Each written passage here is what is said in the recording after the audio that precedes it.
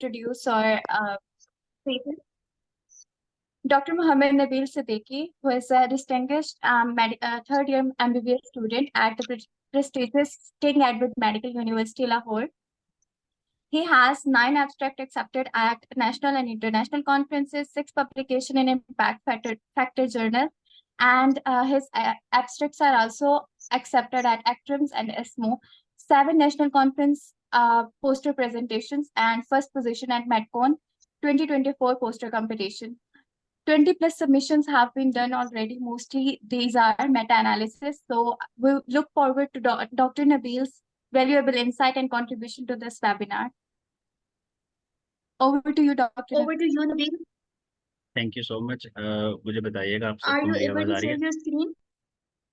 मैं Yes, you share are अभी करता audible, हूँ. Nabil. Yes, thank you so much. Assalamu alaikum to everyone.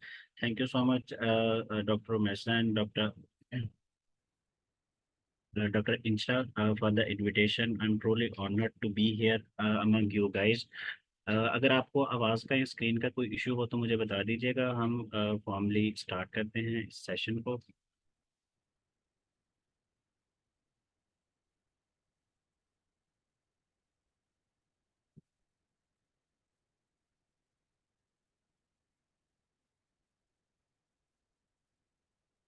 अच्छा जी, मुझे चैट बॉक्स पे बताइएगा कि आप लोगों को आवाज़ मेरी ठीक आ रही है और इसके अलावा स्क्रीन भी आप सब लोगों को विजिबल है. If you are having any query तो मुझे बता दीजिएगा या अपने जो कोऑर्डिनेटर्स हैं उनको, सो दैट हमें कोई डिफिकल्टी ना आए. Queries, I guess we should address at the end. पहले आप Yes, अपनी presentation yes. को wrap up कर लें उसके बाद. Yes, thank you so much. Okay, over to you. Oh, thank you so much. So today's session is about introduction to systematic review and meta-analysis. आप में से मेरे ख्याल से बहुत सारे लोगों ने systematic review and meta-analysis के बारे में सुना होगा. हम introductory session है systematic review and meta-analysis का, because we cannot cover everything about systematic review and meta-analysis in 1.5 hour session. So it almost takes almost 10 to 12 hours to have a brief introduction of each step of systematic review and meta analysis. But हम कोशिश करेंगे कि इस session में हम maximum जो systematic review and meta analysis से relevant concepts हैं, जो myths हैं, उनको cover करें. So, my name is Mohammed Nabil Siddiqui. I am third year MBBS student at King Edward Medical University. So, systematic review and meta analysis से पहले हम research के बारे में, research methodology and different study designs के बारे में बात कर लें तो ये मुनासिब होगा, बिकॉज इससे आपको systematic review and meta analysis की जो इम्पोर्टेंस है वो पता चल जाएगी. तो हमारे पास जो आप में से बहुत सारे लोगों ने ये वाला pyramid देखा होगा. This is basically level of evidence pyramid. इसमें हमारे पास level of evidence from bottom to top increase होता है. तो जो हाईएस्ट क्वालिटी स्टडीज हैं हमारे पास, वो they are systematic reviews and meta analysis which are critically appraised topic, they are reproducible. इनके बारे में भी हम देखेंगे.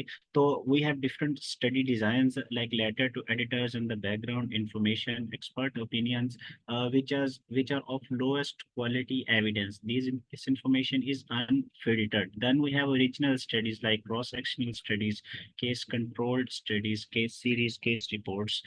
Like you are working in a clinical setting and you encounter some rare cases and you want to report, these would be the case, the reports and case series. And then you have case controlled studies, then you have cohort studies, and then you have gold standard clinical studies, which are randomized controlled trials. So randomized control, these are the unfiltered original information. Then we have critically appraised information, like we have reviews like narrative reviews. Narrative reviews are filtered information. Then we have scoping reviews, systematic reviews, and meta-analysis. So systematic review and meta-analysis is of highest quality evidence in the scientific and the clinical setting. So this is the importance of systematic review and meta-analysis.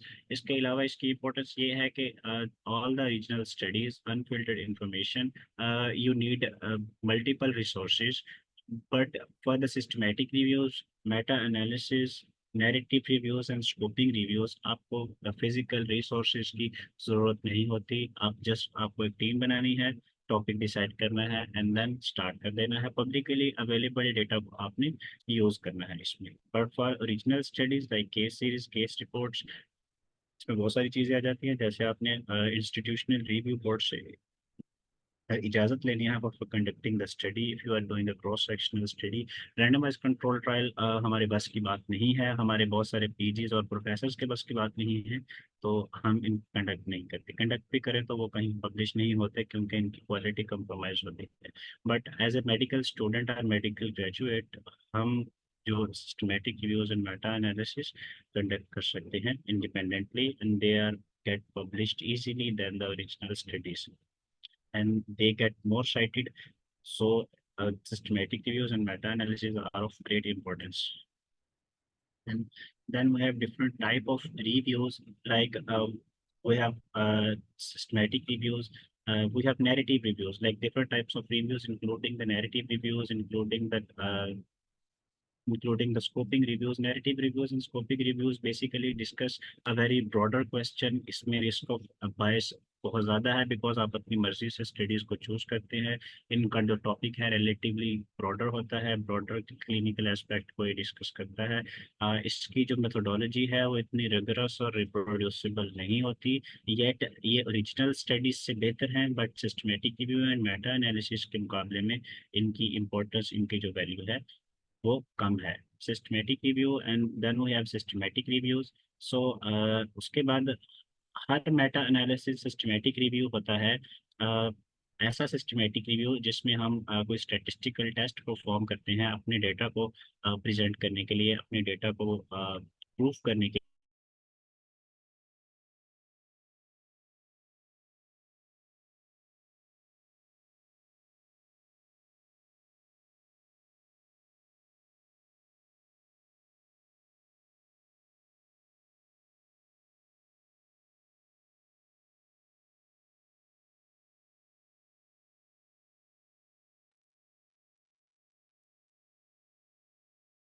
और एक study process है जिसके through हम studies को filter करते हैं और हम उन स्टडीज को। Excuse me, sorry for interruption, but you were not audible in the last 2 minutes. आप repeat कर सकते हैं? यस प्लीज, अब बताइएगा मुझे आवाज़ आ रही है Thank you so आपको? much. हाँ जी, अब आ रही है, पहले 2 ठीक है, मिनट के लिए ठीक है, बीच में आवाज नहीं थी। ठीक है, ठीक है, मे भी कनेक्टिविटी इशू हो जाए। ठीक है, यहाँ से। हाँ जी, परफेक्ट, स्टार्ट करिए।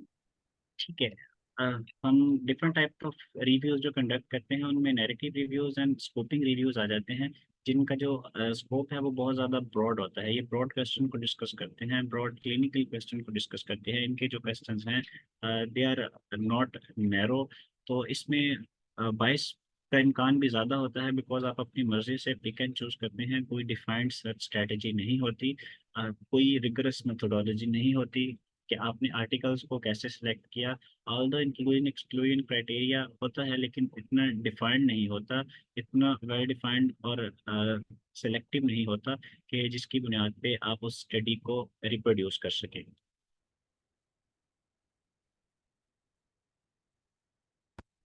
एक सेकंड, अब मुझे बताइएगा, अब आवाज़ का इशू तो नहीं है कोई? चलिए, ऑल राइट। तो systematic reviews and meta analysis एक नैरो टॉपिक को डिस्कस करते हैं, नैरो क्वेश्चन को डिस्कस करते हैं, विच कैन बी रिप्रोड्यूस्ड। ऐसा इसकी ऐसी रिगरस मेथोडोलॉजी है जिसमें सर्च स्ट्रेटजी से लेके रिस्क ऑफ बायस असेसमेंट और जो एनालिसिस है स्टेटिस्टिकल, उसकी सारी की सारी डिटेल्स आपके पास अवेलेबल होती हैं। तो systematic review and meta analysis are highly reproducible studies. अगर पाकिस्तान में किसी ने कोई सिस्टमैटिक रिव्यू कंडक्ट किया है and if you want to replicate it, तो आप मेरी मेथोडोलॉजी को यूज़ करेंगे तो you will get strikingly similar results. So this is the benefit of conducting systematic review and meta-analysis. That's why they are more reliable while generating the scientific evidence. Her systematic review meta analysis नहीं होता। Meta analysis is an optional part of systematic review. Like कि अगर आप studies को statistically combine करते हैं, if you combine the studies statistically, so it would be a meta-analysis. Meta-analysis is an optional part of the systematic review. And then we have the funnel, the systematic review process, in which हमारे पास बहुत सारी studies होती हैं जिनको हम filter out करते हैं, और वो studies जो similar questions को discuss कर रही होती हैं, हम उनको systematically arrange करते हैं in the form of a systematic review, जिससे हम जो सारी included studies हैं उनको summarize, उनके summarized results हमारे पास आ जाते हैं, like one liner results. अब क्लिनिकल सेटिंग में देखा जाए तो पूरी दुनिया में हजारों के हिसाब से सालाना रैंडमाइज्ड कंट्रोल ट्रायल्स पब्लिश हो रहे हैं। तो ऐसे में आपके लिए as a physician is very difficult to decide कि whether to choose a clinical option, like एक ड्रग है उस पे 10 रैंडमाइज्ड कंट्रोल ट्रायल्स हैं, और आप एक फिजिशियन हैं, आपने कैसे डिसाइड करना है, क्योंकि जो 10 रैंडमाइज्ड कंट्रोल ट्रायल हैं उन 10 के आपके पास रिजल्ट्स डिफरेंट होंगे। ये ऐसा पॉसिबल नहीं है कि उन सब के रिजल्ट्स स्ट्राइकिंगली सिमिलर आए, बिकॉज जेनेटिक्स, एपिजेनेटिक्स और इसके अलावा और बहुत सारे फैक्टर्स अफेक्ट करते हैं फाइंडिंग्स को। हो सकता है 2 ट्रायल्स की फाइंडिंग्स कॉन्ट्राडिक्ट भी कर रही हूँ, लेकिन सिस्टमैटिक रिव्यू है, सिस्टमैटिक रिव्यू हमें इन जो 10 आर्टिकल्स हैं, 10 रैंडमाइज्ड कंट्रोल ट्रायल हैं, इनका एक समराइज्ड रिजल्ट देगा, जिसमें हम 10 के 10 रिजल्ट्स को इन वन लाइन प्रेजेंट कर सकते हैं। तो this is the way systematic review works. तो जो रैंडमाइज्ड कंट्रोल ट्रायल्स हैं, इनसे जो रिजल्ट्स जनरेट होते हैं वो क्लिनिकल सेटिंग में आपको डिसीजन मेकिंग में हेल्प करते हैं टू द फिजिशियंस, और हेल्प करते हैं इन शेपिंग द पॉलिसीज। ये थोड़ा सा डिफरेंस है in the literature review. Literature review को नैरेटिव रिव्यू भी कहते हैं। इसमें आप ब्रॉड स्कोप के जो क्वेश्चन है उसको समराइज करते हैं, like treatment options for the cancer. It is totally qualitative. Qualitative means इसमें आप कोई भी स्टेटिस्टिकल टेस्ट यूज़ नहीं कर सकते, maybe sources that are biased. आप अपनी मर्जी से आर्टिकल्स को सिलेक्ट करते हैं तो हाई चांसेस ऑफ बायस। आप पबमेड पे गए हैं, जो आर्टिकल जिनकी पॉजिटिव फाइंडिंग्स हैं, आपने पॉजिटिव फाइंडिंग्स वाली आपकी स्टडीज हैं उनको ही इंक्लूड किया है। इसमें well defined inclusion and exclusion criteria नहीं होता, इसकी मेथोडोलॉजी रिगोरस नहीं होती, it is not reproducible at all. तो this is literature review. Then we have a systematic review. Systematic review answers the specific clinical questions, जो कि पाइको criteria या pico criteria या पाइकोट क्राइटेरिया के अकॉर्डिंग होते हैं। Your population, intervention, comparison and outcome is precisely defined. Your inclusion and exclusion criteria is pre defined, and your question is very narrow, like is vitamin C or chemotherapy better option in patients over the age of 40 years. It defines the search strategy. हम इसमें हर जो database use करते हैं, like we use PubMed, Embase, Scopus और other resources, तो हम उन resources की सर्च स्ट्रेटजी को भी सप्लीमेंट्री फाइल्स में इंक्लूड करते हैं, सो दैट कि अगर कोई रिप्रोड्यूस करना चाहे तो वो हमारी सर्च स्ट्रेटजी को यूज करेगा तो he will get the same results. And then we have a meta-analysis.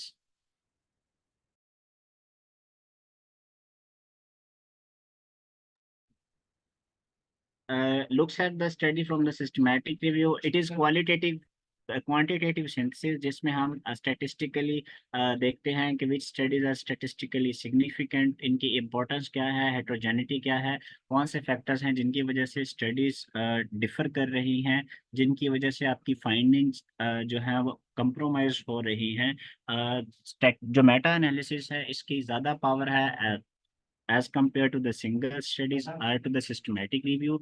तो हम मेटा एनालिसिस परफॉर्म करते हैं, बट इसमें हम उन्हीं स्टडीज को कंबाइन करते हैं जो कि कंबाइनेबल हैं। हम जो डिफरेंट स्टडीज डिजाइन हैं, लाइक आप 2 डिफरेंट स्टडीज को कंबाइन नहीं कर सकते। ये एडवाइस नहीं है कि आप एक रैंडमाइज कंट्रोल ट्रायल, एक कोहोर्ट और एक क्रॉस सेक्शनल 3 स्टडीज को मिला के मेटा एनालिसिस करने।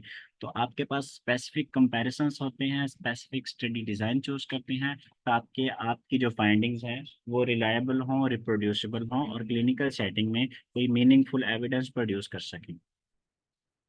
Then this is the difference between systematic review and meta analysis. हमने ऑलरेडी इसको डिस्कस कर दिया है। Meta analysis is a quantitative synthesis, it is an optional part. इसमें हम हेट्रोजेनिटी को एड्रेस करते हैं। हेट्रोजेनिटी के बारे में भी वो विल डिस्कस कि हेट्रोजेनिटी किसे कहते हैं। Heterogeneity is basically variation in the studies. Systematic review meta analysis नहीं होता, इट मोस्टली क्वालिटेटिव ही होता है। लाइक हम इसको जस्ट एक्सप्लेन कर देते हैं without mentioning about the effect measures, जिनको हम आगे डिस्कस करेंगे। आपके लिए एक छोटा सा क्वेश्चन जाते जाते, how many randomized control trials are published every year so that you may have an idea about why we need systematic review and meta analysis. So kindly respond in the chat box. Estimate ही हो सकता है, गलत भी हो सकता है। How many randomized control trials are published every year?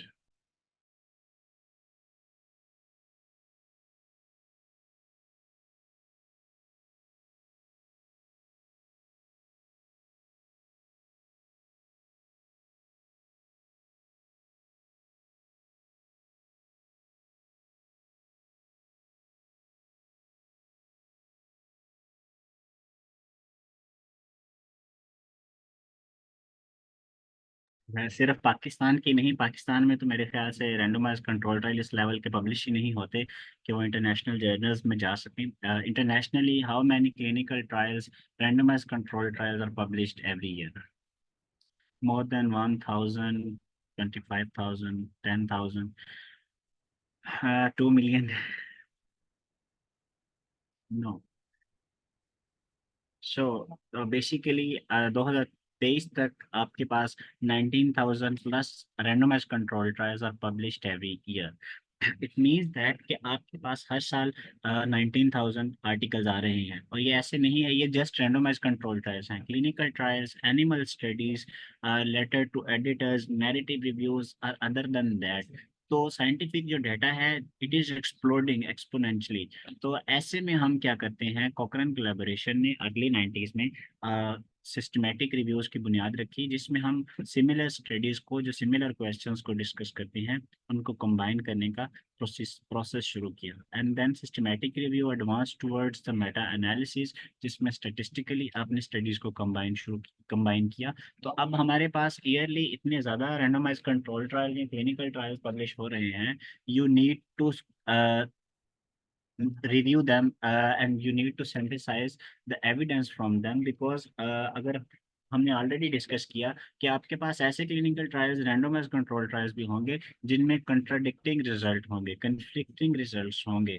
तो ऐसे में हम सिस्टमैटिक रिव्यू या मेटा एनालिसिस पर डिपेंड करते हैं, ताकि हम एक हमें वन लाइन ऑप्शन आंसर मिल सके कि either our study is going in the right direction और not, either our drug is favouring the treatment और नॉट।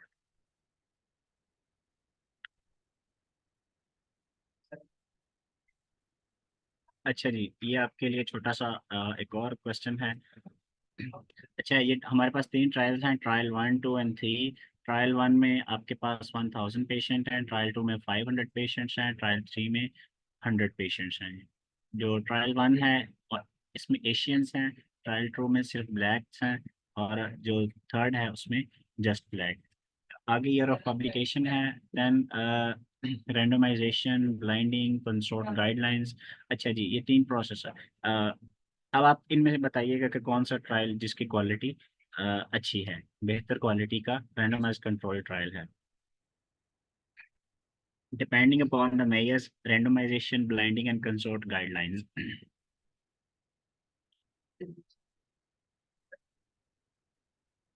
अच्छा जी, सारे ऑप्शन देखने के बाद आपने इसका आंसर करना है।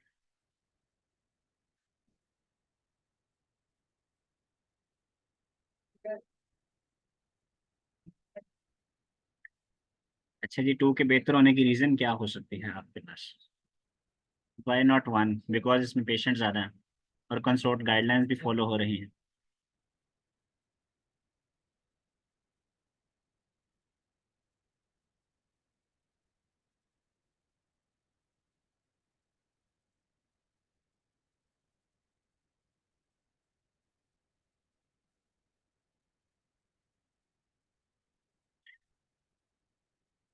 यस, तो ये एक ही ड्रग पे दो ड्रग्स थी, जिनमें 3 ट्रायल थे, कंपैरिजन था।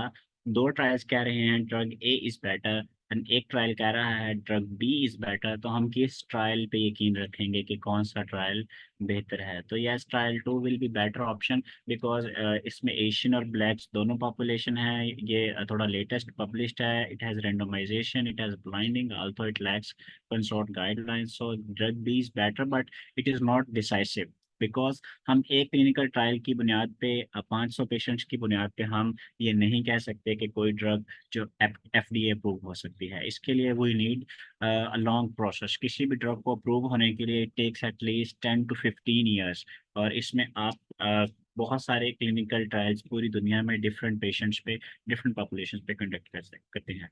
उन कंडक्टेड सिस्टमेटिक ट्रायल्स को हम कंबाइन करते हैं और हम उनके रिजल्ट्स जनरेट करते हैं।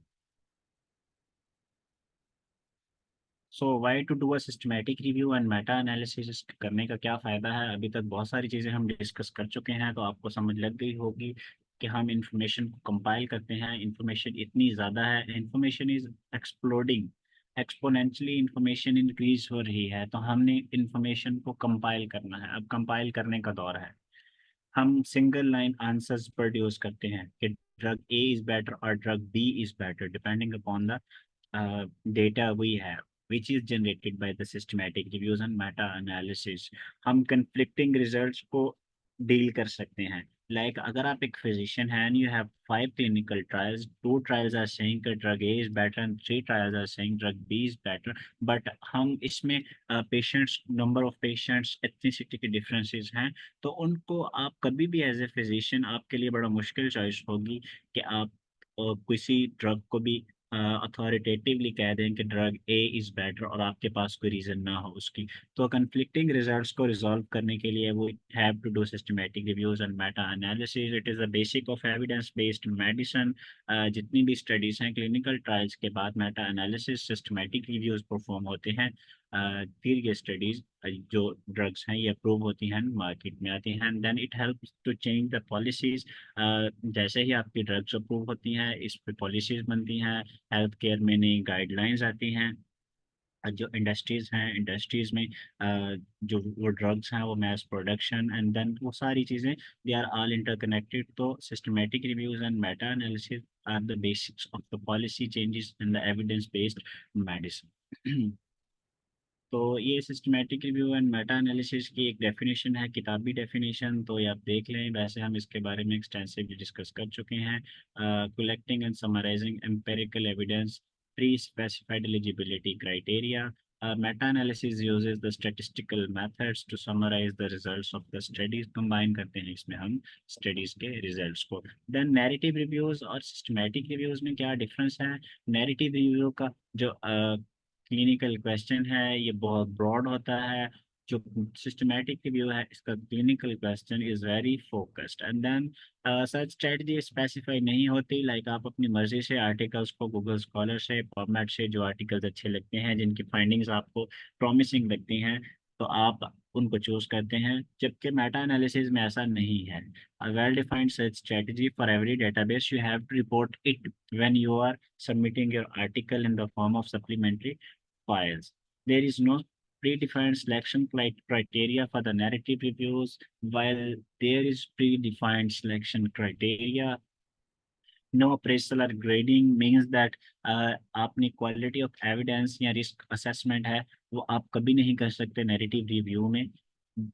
हमारे पास जो क्रिटिकल अप्रेसल या ग्रेडिंग के टूल्स अवेलेबल हैं जिनका इंट्रोडक्शन करवाएंगे, जिससे हम बता सकते हैं कि हमारे जो एविडेंस है इसकी क्वालिटी स्ट्रेंथ क्या है, क्या क्या हमारी स्टडीज़ की लिमिटेशन है और क्या क्या रिस्क ऑफ बाइस इन्वॉल्व है, कहाँ कहाँ से बाइस आया है और वो कितना है, उसकी हम क्वालिटी भी बता सकते हैं एंड क्वांटिटी भी बता सकते हैं एंड हम अल्टीमेटली सोर्सेज भी बता सकते हैं कि हमारी स्टडीज़ कैसे आ सकती हैं। Conclusions based on the sample of the evidence, कुछ स्टडीज आप कंबाइन करते हैं, मोस्ट प्रोबेबली आप बहुत सारी स्टडीज को नैरेटिव रिव्यूज में मिस भी कर देते हैं, लेकिन मेटा एनालिसिस में आप सारी स्टडीज को इंक्लूड करते हैं। अगर आप किसी इंपॉर्टेंट स्टडी को, रिसेंटली पब्लिश्ड स्टडी को मिस कर देते हैं तो आपकी फाइंडिंग्स रिलायबल नहीं होती, आपका मेटा एनालिसिस कंप्लीट नहीं होता।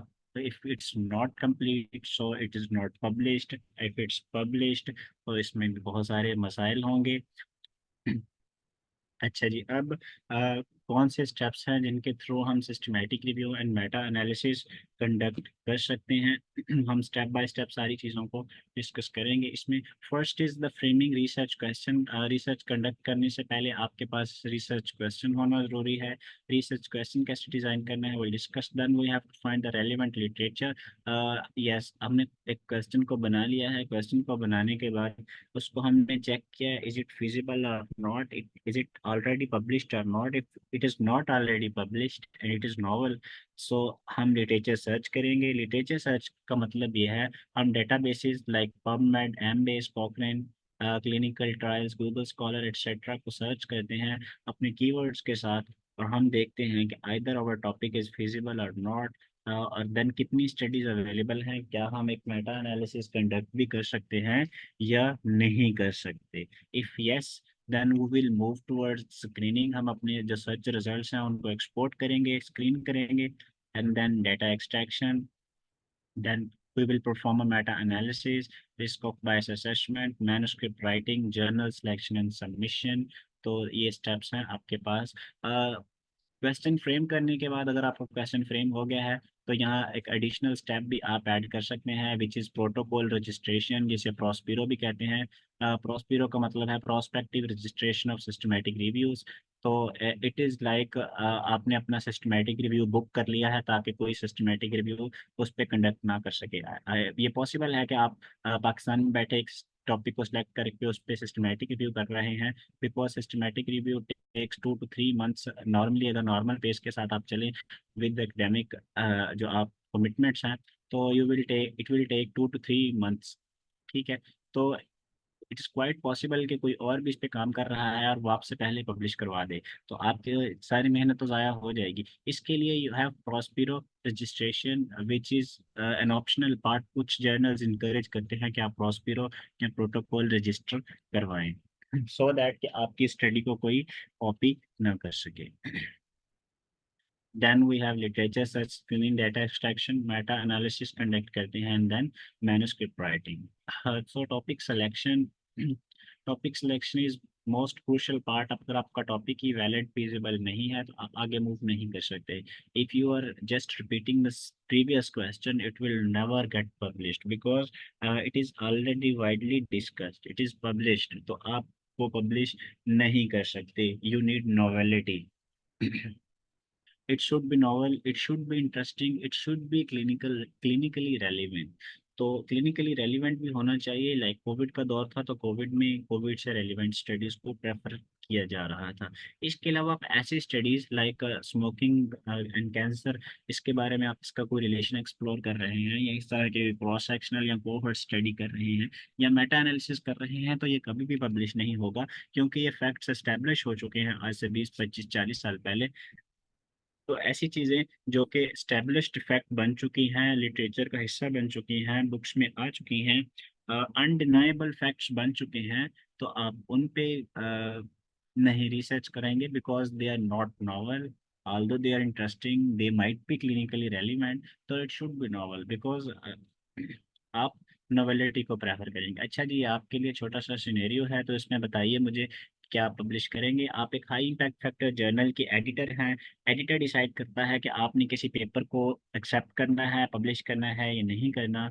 तो जो स्टडी का टाइटल है smoking as risk factor for the lung carcinoma, a systematic review and meta analysis. Search strategy बहुत अच्छी आपने बनाई है, डाटा एक्सट्रैक्शन बहुत परफेक्ट है, राइट अप भी परफेक्ट है, मेटा एनालिसिस भी ज़बरदस्त किया है। क्या आप इस स्टडी को पब्लिश करेंगे?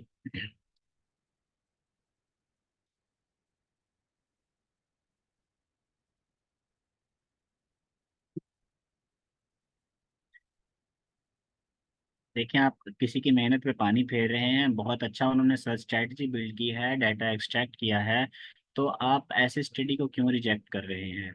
इसकी बेसिस क्या है आपके पास?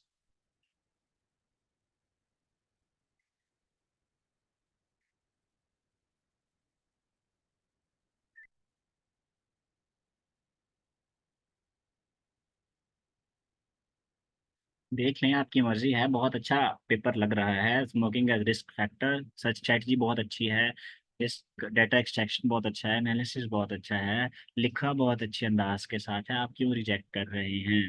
What is the reason?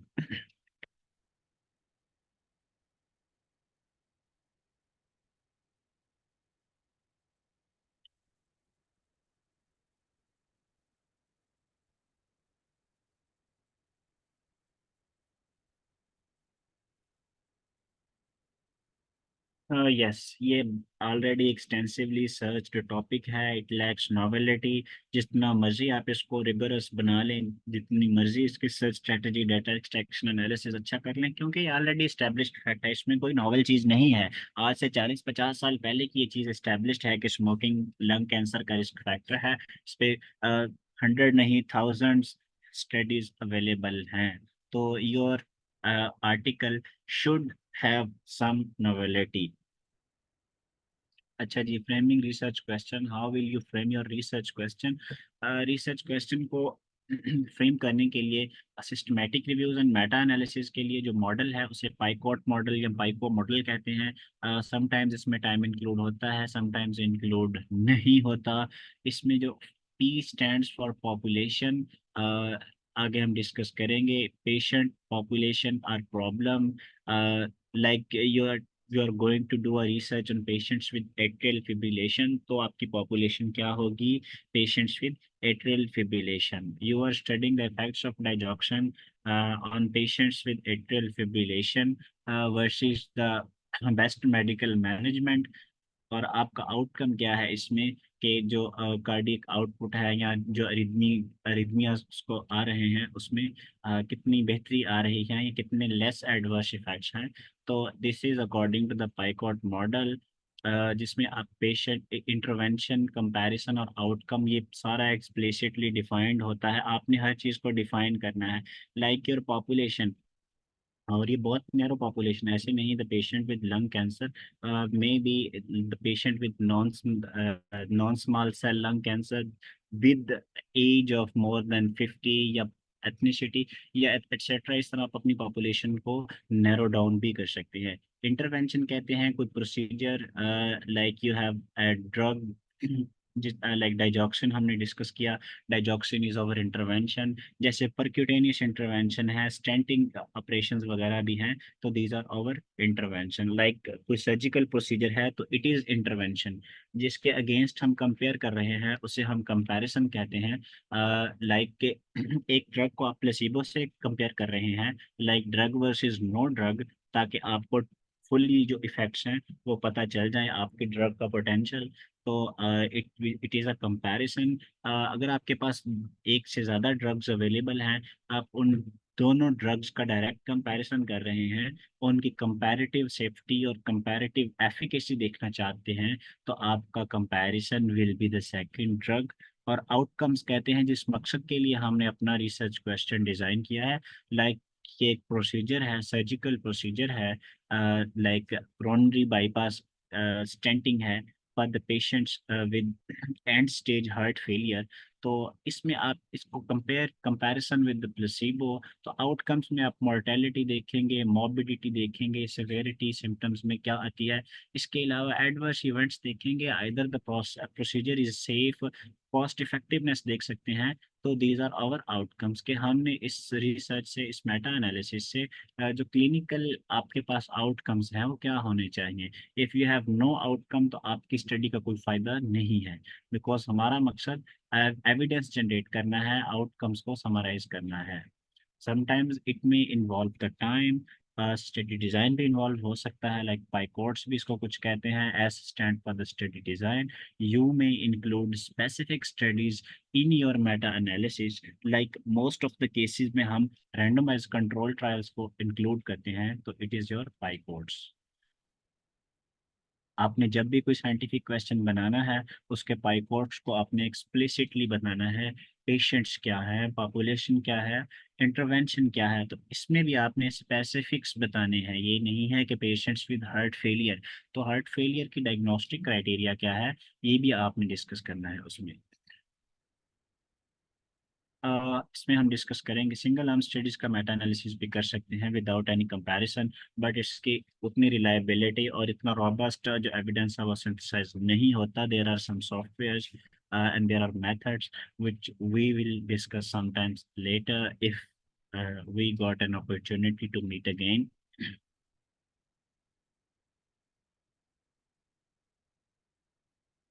अच्छा जी, ये पाइकोट क्राइटेरिया की अनदर एक्सप्लेनेशन है। पेशेंट्स पॉपुलेशन या problem, like what specific patient population are you interested in, like patients with atrial fibrillation, patients with end stage renal failure, patients with end stage heart failure, patients with other cardiac abnormalities, like हम cardiac जो problems है उसको ही discuss कर रहे हैं। Then we have interventions, like what is your investigational intervention, like percutaneous intervention कर रहे हैं, coronary bypass grafting कर रहे हैं, you are doing stenting में भी different types of stents आ जाते हैं, like these are the drug eluting stents, other metallic stents हैं, कौन से stents हैं, कौन सा प्रोसीजर यूज कर रहे हैं।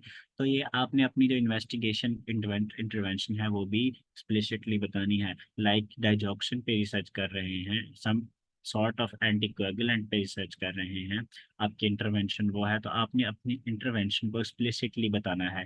आपने इंटरवेंशन की मेन डोजेज भी बतानी है कि इसकी डोजेज हमारे पास क्या है, इसका मेन फॉलो अप पीरियड हमारे पास क्या है, राउट ऑफ एडमिनिस्ट्रेशन क्या है। तो ये सारी चीज़ें आपने इसमें डिस्कस करनी है। Then you have comparison group, what is the main alternative. अच्छा जी, अगर हम दो इंटरवेंशंस हैं तो हमने अल्टरनेटिव्स एक्सप्लोर करने हैं कि either a drug A is better और ड्रग बी इज बेटर। तो हम उसके लिए कंपेयर करते हैं। अगर हमने किसी ड्रग की भी सेफ्टी देखनी है तो हम विद नो ड्रग देखेंगे कि ड्रग के बगैर क्या है, जिसे प्लेसिबो कहते हैं। ठीक है।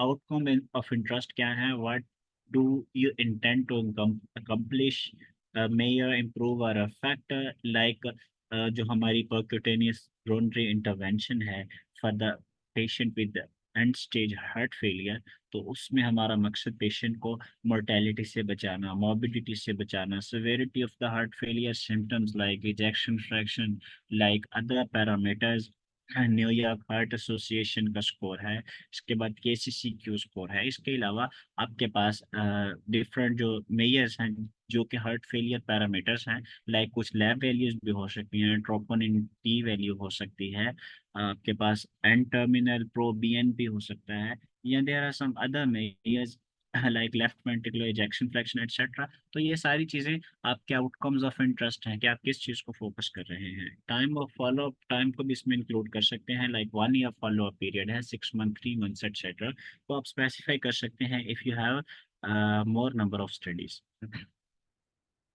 तो हम अपने टॉपिक को सिलेक्ट कैसे करेंगे। First is select your area of interest, like you are interested in cardiology, neurology, infectious diseases, public health, psychiatry, gynecology, etc. And then you will select a disease। ये एक बड़ा इंटरेस्टिंग सा वे है किसी topic को frame करने का।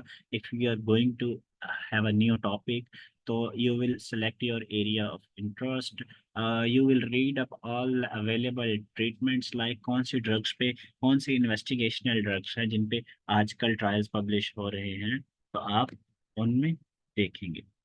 ठीक है जी। उसके बाद आप एक ट्रीटमेंट को फोकस कर लेंगे जिसके एग्जांपल्स हम आगे डिस्कस करेंगे, and you will formulate a research question based on the treatment. तो हमने कैसे स्टार्ट किया इसको, एरिया ऑफ इंटरेस्ट कैसे सेलेक्ट करना है, the field you may want to pursue, जिसको परस्यू करना चाहते हैं, like you are interested in neurology, like you are interested in gynaecology etcetera, जो परस्यू करना चाहते हैं इन फ्यूचर, तो it will be your area of interest.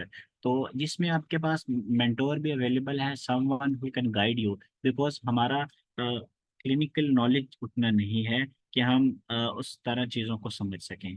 तो हमारे पास मेंटोर का होना बहुत ज़रूरी है, जो कि currently working in the clinical setting, जिसको करंट ट्रीटमेंट ऑप्शंस का पता है, और वो हमें बेहतर वे से क्लिनिकली और हमारा जो सिस्टमेटिक रिव्यू का प्रोसेस है इसको ओवरसी कर सके और हमें गाइड कर सके।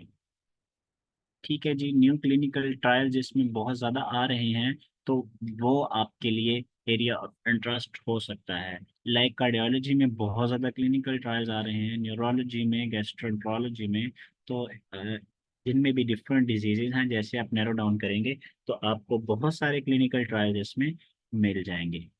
तो ऐसी फील्ड जिसमें बहुत ज़्यादा स्टडीज़ आ रही हैं, आप उसको चूज़ करेंगे, बिकॉज़ हमें स्टडीज़ चाहिए जिसकी बेस पे हम सिस्टमैटिक रिव्यू या मेटा एनालिसिस कंडक्ट करेंगे। Like you have cardiology, you have neurology and you have oncology, these are some fields जिनको आप परस्यू कर सकते हैं, which are very trending. Cardiology, हर तीसरा बंदा एस्पायरिंग कार्डियोलॉजिस्ट है, एस्पायरिंग न्यूरोलॉजिस्ट है। ऑन्कोलॉजी के कम लोग हैं, gastroenterology and some other things उनमें, जैसे ही आप आएंगे तो आपके पास कम हो जाएंगे। अच्छा जी, क्वेश्चन है how can we update our self. अच्छा जी, आप जो बड़े बड़े जर्नल्स हैं, like New England Journal of Medicine है, जिसे NEJM भी कहते हैं, इसके जो ट्रायल जो अलर्ट्स हैं वो अलर्ट्स एक्टिवेट कर लें, ताकि आपको जैसे ही कोई आर्टिकल पब्लिश हो वो आ जाए। जेमा नेटवर्क बहुत अच्छे इनके जर्नल्स हैं, इनको सब्सक्राइब कर सकते हैं आप। इनकी वेबसाइट्स को रेगुलरली पढ़ें, इनके ईमेल अलर्ट्स ऑन कर लें और ईमेल अलर्ट्स को पढ़ें, ताकि आपको पता चले कि कौन से ट्रायल्स पब्लिश हो रहे हैं। आप क्लिनिकल ट्रायल डायरेक्टरी पे जाके जो लेटेस्ट ट्रायल पब्लिश हो रहे हैं वो देख सकते हैं। क्लिनिकल ट्रायल्स डायरेक्टेड clinicaltrial.gov पे जाके देख सकते हैं। इसके अलावा लैंसेट में बहुत सारे आर्टिकल पब्लिश होते हैं, क्लिनिकल ट्रायल पब्लिश होते हैं। कॉकरेन लाइब्रेरी है, कॉकरेन लाइब्रेरी को रेगुलरली एक्सप्लोर करते रहें आप। New England Journal of medicine, जेमा नेटवर्क है। इसके अलावा आपके पास BMJ है, BMC है। तो ये इन सारे जर्नल्स के जो अलर्ट्स हैं, जिस भी फील्ड में आप इंटरेस्टेड हैं, उनके जो जर्नल के अलर्ट्स हैं आप उनको एक्टिवेट कर लें, ताकि you have notifications about the latest treatment options, latest publications.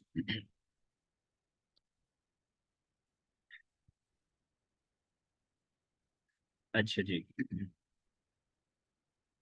फर्ज करें कि आप कार्डियोलॉजी में इंटरेस्टेड हैं, यू आर एस्पायरिंग कार्डियोलॉजिस्ट, और आपने जो करंट करंट लेटेस्ट डिजीज आपने देखा, there is a rising trend of atrial fibrillation, ischaemic heart disease and congestive heart failure, cardiomyopathies etcetera, and you are interested कि आप atrial fibrillation के treatment options को देखें। तो आपने एट्रियल फिब्रिलेशन के ट्रीटमेंट ऑप्शंस को देखे तो you have calcium channel blockers, you have anti rhythmic drugs, you have digitalis, you have anticoagulants. तो आपको लगा कि भाई एंटीकोएगुलेंट्स नॉवल थेरापीज लग रहे हैं, बहुत सारी पब्लिश इस पे रिसर्च आर्टिकल्स आ रहे हैं, you are interested in anticoagulants for the atrial fibrillation patients. तो आपके पास एंटीकोएगुलेंट्स भी तो बहुत सारे हैं, जैसे एपिक्साबान है, रोवारोक्साबान है, डेबिगाट्रॉन है। तो आप एपिक्साबान फर्स्ट करें एट्रियल फिब्रिलेशन के लिए, अपीयर्स टू बी प्रॉमिसिंग। तो अपिक्साबान या रोवारोक्साबान, ये डिफरेंट और भी ड्रग्स हैं। हमने ये कुछ एंटीकोगुलेंट्स के बारे में डिस्कस किया है। तो यू आर इंटरेस्टेड कि अपिक्साबान की सेफ्टी एफिकेसी क्या है इन पेशेंट्स विद एट्रियल फिब्रिलेशन। इस पे systematic review and meta analysis conduct करना है। तो you will formulate a research question like efficacy क्या है, सेफ्टी क्या है, अपिक्साबान इन पेशेंट्स विद एट्रियल फिब्रिलेशन। तो this is how you form a research question. बस ब्रेनस्टॉर्मिंग करें, एक्सप्लोर करें डिफरेंट जर्नल्स को, आर्टिकल्स को, जो रिसर्च गेट पे लेटेस्ट पब्लिकेशंस आ रही हैं उन पे फोकस करें कि कहाँ। लिंक्डइन पे भी आप देखें तो टाइटल्स पढ़ लिया करें आर्टिकल्स के जो लोग पब्लिश कर रहे हैं, कि ट्रेंडिंग में कौन सी फील्ड्स हैं, कौन सी आगे उनकी सब फील्ड्स हैं। तो हम स्पेसिफिकली किन फील्ड्स में पब्लिश कर सकते हैं currently. Then we have literature search का मतलब ये होता है कि जितनी भी पॉसिबल डेटाबेसेस हैं आपके पास, उन सब से आप आर्टिकल्स को कलेक्ट कर देते हैं। Like we have PubMed is free of cost NIH की तरफ से। तो हमारा जो सबसे बड़ा सोर्स होता है इंफॉर्मेशन का, वो पबमेड है। पबमेड में एडवांस सर्च के थ्रू आप अपनी सर्च स्ट्रेटजी बिल्ड करेंगे, जितने भी रेलिवेंट आर्टिकल्स होंगे उनको एक्सपोर्ट करेंगे। देन एमबेस की एक्सेस इंस्टीट्यूशनल एक्सेस होती है। पाकिस्तान में कुछ इंस्टीट्यूशंस के पास इनकी एक्सेस है।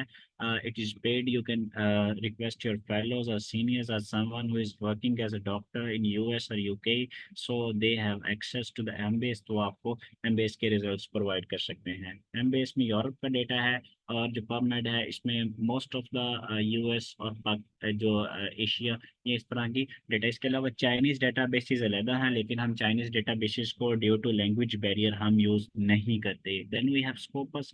Scopus is similar to the Embase, but इसमें इससे कम डेटा है। क्लिनिकल ट्रायल्स के लिए clinicaltrial.gov, which is clinical trial directory, इसको आप कभी भी मिस नहीं करेंगे if you are performing an interventional meta analysis, like जिसमें आप कंपेयर कर रहे हैं दो ड्रग्स को या दो प्रोसीजर्स को, और इसमें आपकी इंक्लूडेड स्टडीज जो हैं वो क्लिनिकल ट्रायल्स हैं। If you are not including clinical trials, तो आपके जो रिजल्ट्स हैं they are not significant because you are missing a lot of studies. Then Cochrane collaboration, Cochrane library है आपके पास, कॉकरेन लाइब्रेरी से आपने एडवांस सर्च करनी है। जो भी आपके पास एटलीस्ट जो 2 डेटाबेसेस हैं, these are recommended by the Cochrane collaboration, कि आप अपने मेटा एनालिसिस में उनको उनकी सर्च स्ट्रेटेजी डिटेल्ड रिपोर्ट करें।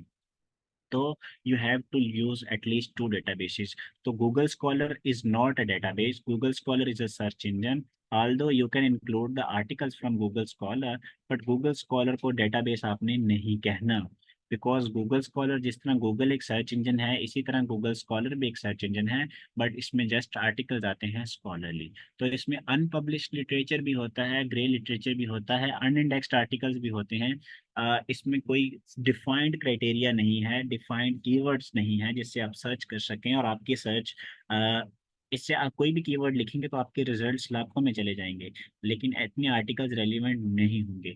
इसके लिए कोई डिफाइंड सर्च स्ट्रेटजी फार्मूला नहीं है, तो इसलिए इट्स नॉट अ डेटाबेस, तो इसलिए हम इसको इंक्लूड नहीं करते एज ए डेटाबेस।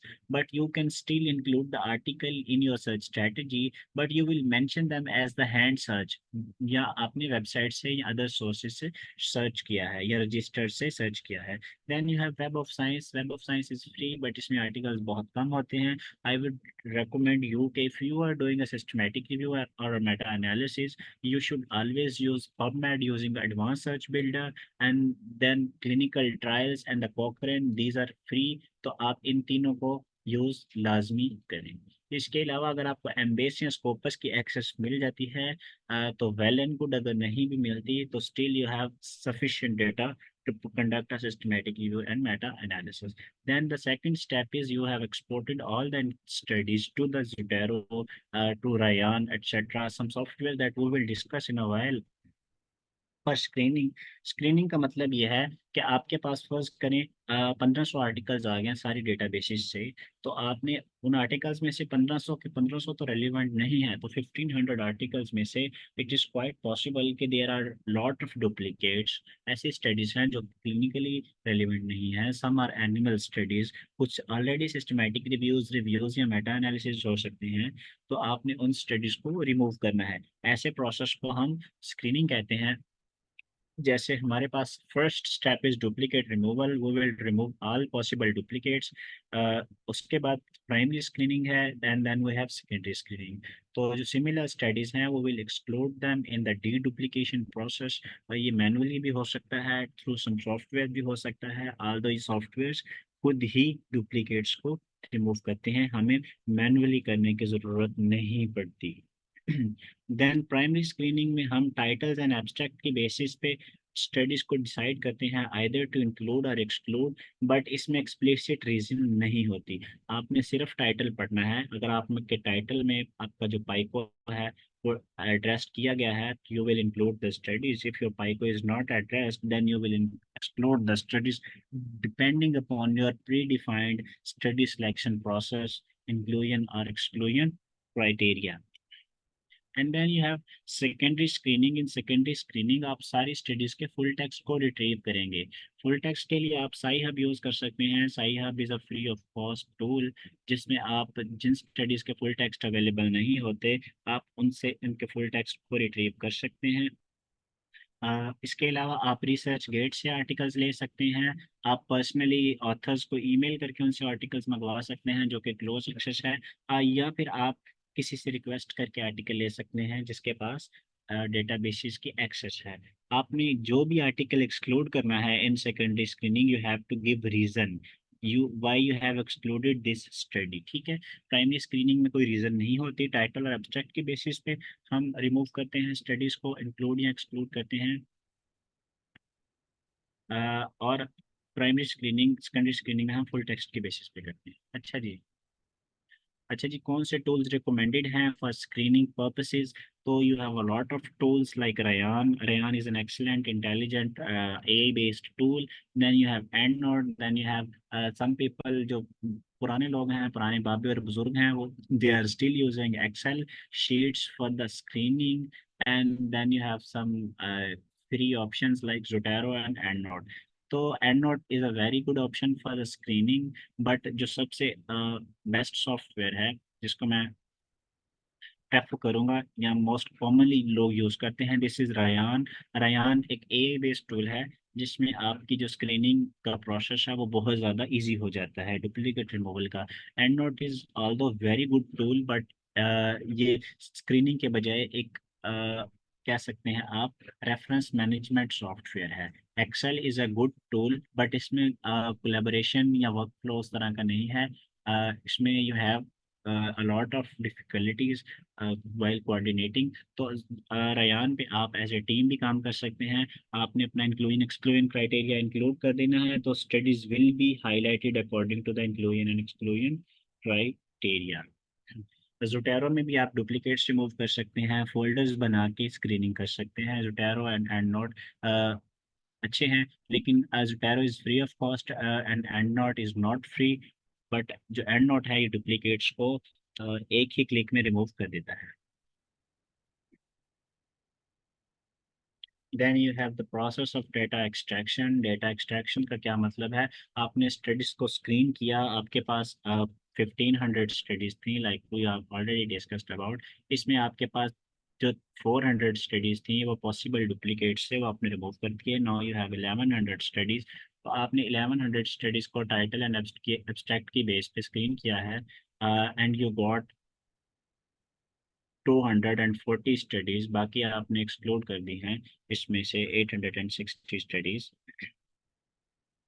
ठीक है जी, तो इन स्टडीज़ में आपके पास बहुत सारी ऐसी स्टडीज़ होंगी जिनके फुल टेक्स्ट नहीं होंगे, आपके पास बहुत सारी ऐसी स्टडीज़ होंगी जो कि रिलेवेंट नहीं होंगी, तो आपने हर स्टडी को रीज़न के साथ एक्सक्लूड करते जाना है।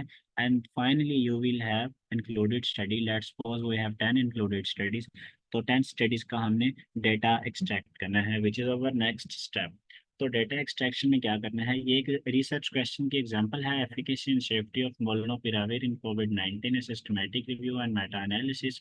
फर्ज करें आपके पास ये मेटा एनालिसिस का टॉपिक है और आपने उसका डेटा एक्सट्रैक्ट करना है, तो आप क्या इंफॉर्मेशन जो है वो एक्सट्रैक्ट करेंगे? सबसे पहले तो आपने हर स्टडी, हर ऑथर का name, year of the study, published country, study design, sample size, mean follow period etcetera, ये सारा कुछ आपने एक्सट्रैक्ट करना है इन एन एक्सेल शीट। तो हम डिस्कस करेंगे इसके लिए भी कौन से टूल्स यूज़ कर सकते हैं।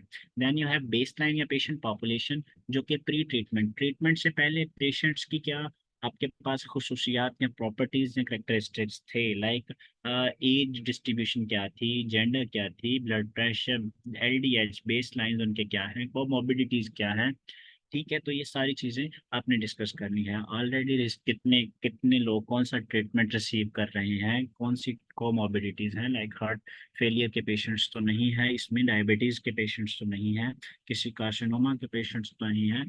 तो वो सारी जितनी भी आपकी पॉपुलेशन होगी आपने सबको कैरेक्टराइज करना है इन द बेसलाइन, वो भी आपने एक्सट्रैक्ट करनी है। उसके बाद जो आपकी इंटरवेंशन है, इंटरवेंशन लाइक ए ड्रग है मोलनुपिराविर, तो हम इसकी डोजेज क्या थी, इसका frequency, duration, route of administration, median follow up period क्या था, तो ये सारी चीज़ें इसके बारे में डिस्कस करेंगे, एक्सट्रैक्ट करेंगे for each study. Then outcomes कौन से एक्सट्रैक्ट करने हैं, लाइक मॉर्टेलिटी है, मॉर्बिडिटी है, एडवर्स इफेक्ट्स हैं, वेंटिलेटर फ्री पीरियड है, हॉस्पिटल स्टे है। लाइक कोविड की सेटिंग में आपके पास ऐसे आउटकम्स ही हो सकते हैं। तो इस तरह के जो आपने आउटकम्स एक्सट्रैक्ट करने हैं, आउटकम्स को भी एक्सप्लिसिटली आपने डिफाइन करना है, फिर उसके अकॉर्डिंग हर स्टडी से डेटा को एक्सट्रैक्ट करना है। तो टूल्स कौन से हैं which you can use for data extraction? They are Excel sheet, आप टेबल्स बना सकते हैं in Microsoft Word, and you can use Google Sheets. तो रिकमेंडेड टूल क्या है? Google Sheets, because it allows you flexibility, team coordination, and there are some amazing components, features of the Google Sheets which you can use. तो ये एक data extraction sheet की example है। Like इसमें हमने different studies का data extract किया है। These are the study characteristics.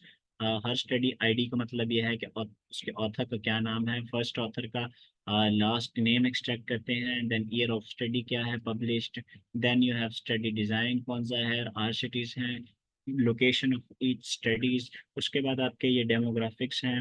Demographics में भाई number of patients in the treatment and control, doses के बारे में डिस्कस किया है, सेक्स के बारे में मेल कितने हैं, फीमेल कितने हैं, मीडियन फॉलो अप पीरियड क्या है ड्रग्स का, बीएमआई क्या है पेशेंट्स का, patients with pancreatitis, patients with previous medical history, उनकी मेडिकल हिस्ट्री क्या है। तो आपने हर पेशेंट का डेटा एक्सट्रैक्ट करना है हर स्टडी से। Then you have dosages, then you have the laboratory values.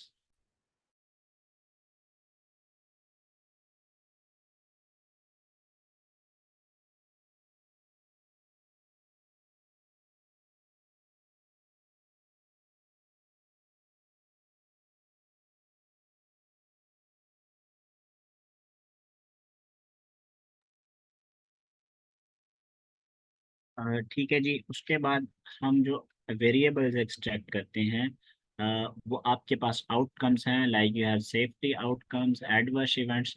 तो जो एडवर्स इवेंट्स हैं ये हमारे डाइकोटोमस आउटकम्स हैं, like you have patients in the treatment events and totals and the events and total in the control arm, like ये हमारे any adverse event, serious adverse events etcetera. तो ये हमने हर study के लिए डाटा एक्सट्रैक्ट किया है एट ईच डोज, ठीक है, और नंबर ऑफ पेशेंट्स हमने डिस्कस किए हैं। उसके बाद कुछ जो आउटकम्स हैं वो कंटिन्यूस हैं। जो कंटिन्यूस आउटकम्स हैं उनकी मीन वैल्यू, स्टैंडर्ड डेविएशन और total number of patients extract करते हैं, ठीक है। ये परसेंट चेंज भी हो सकती है बेसलाइन से, बेसलाइन और प्री ट्रीटमेंट इनका डिफरेंस भी हो सकता है। तो ये वैल्यूज आपके पास डिपेंडिंग अपॉन योर स्टडीज होंगी।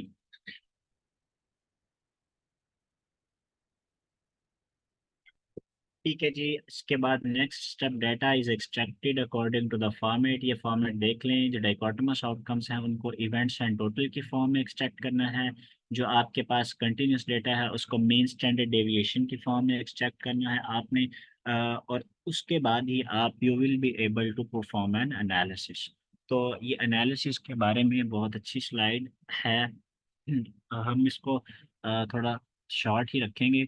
इफेक्ट मेयर्स कहते हैं कि हम ओवरऑल जो इफेक्ट है वो किस फॉर्म में मेजर कर रहे हैं। दो तरह के आउटकम्स हमारे पास होते हैं, either they are dichotomous outcomes और दे आर कंटिन्यूअस आउटकम्स।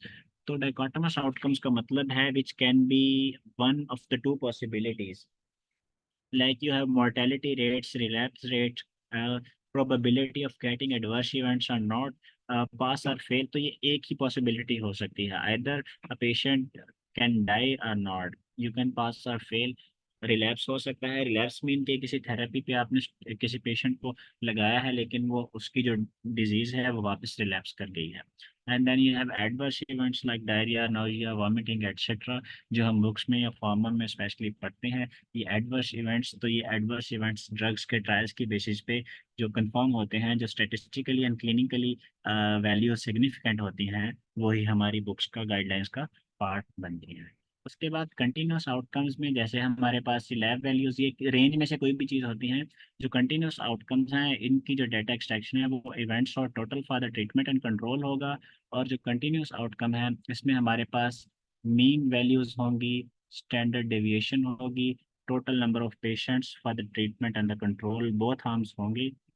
अच्छा जी, ये values length of hospital stay हो सकती है, सीरम एएसटी एएलटी वैल्यूज हो सकती हैं, कोलेस्ट्रॉल वैल्यूज हो सकते हैं डिपेंडिंग अपॉन योर क्वेश्चन। तो ये वैल्यूज जो मीन स्टैंडर्ड डेविएशन की फॉर्म में कहीं पे आपको वैल्यू नजर आए तो इट इज कंटिन्यूस आउटकम। जो आपको इवेंट्स और टोटल की फॉर्म में नजर आए इट इज डाइकोटोमस आउटकम्स। तो आपने अकॉर्डिंगली देखना है इस। तो आपके पास इफेक्ट मेजर्स कौन से हैं? You have risk ratio, you have odds ratio, you have risk difference for the dichotomous outcomes. जब भी आप मेटा एनालिसिस परफॉर्म करेंगे तो आपने इन मेजर्स को देखना है कि आपने किस मेजर को सिलेक्ट किया है। रिस्क रेशियो का मतलब ये है कि you had 100 total patients in the treatment group and 100 total patients in the control group. तो इसमें से जो 15 पेशेंट्स हैं वो उनकी डेथ हो गई है, और जो कंट्रोल है उसमें से 10 पेशेंट्स की डेथ हो गई है। तो आपके पास रिस्क की डेफिनेशन ये है, risk is equal to probability of getting event, like probability of getting event is 15 and total events कितने हैं, total observations कितनी हैं, you have a total 100 observations, तो this is 0.15 means that 15% probability of getting mortality in the treatment group is 15%, and in the treatment group, in the control group, it is 10%. So it means that the treatment option is not good. ये effect major है हमारा। इसी तरह हर study का जो effect major है, हर study की रिस्क ट्रीटमेंट और कंट्रोल की रिस्क रेशो ली जाएगी, जो कि रेशोज, रिस्क रेशोज, ये सारी कैलकुलेशन सॉफ्टवेयर्स करेंगे। आपने बस यही याद रखना है कि जब डाइकोटोमस आउटकम्स होंगे तो 99% केसेस में आपने रिस्क रेशो यूज़ करनी है। ऑड्स रेशो का मतलब होता है, ऑड्स रेशो कहते हैं probability of getting event over probability of not getting event.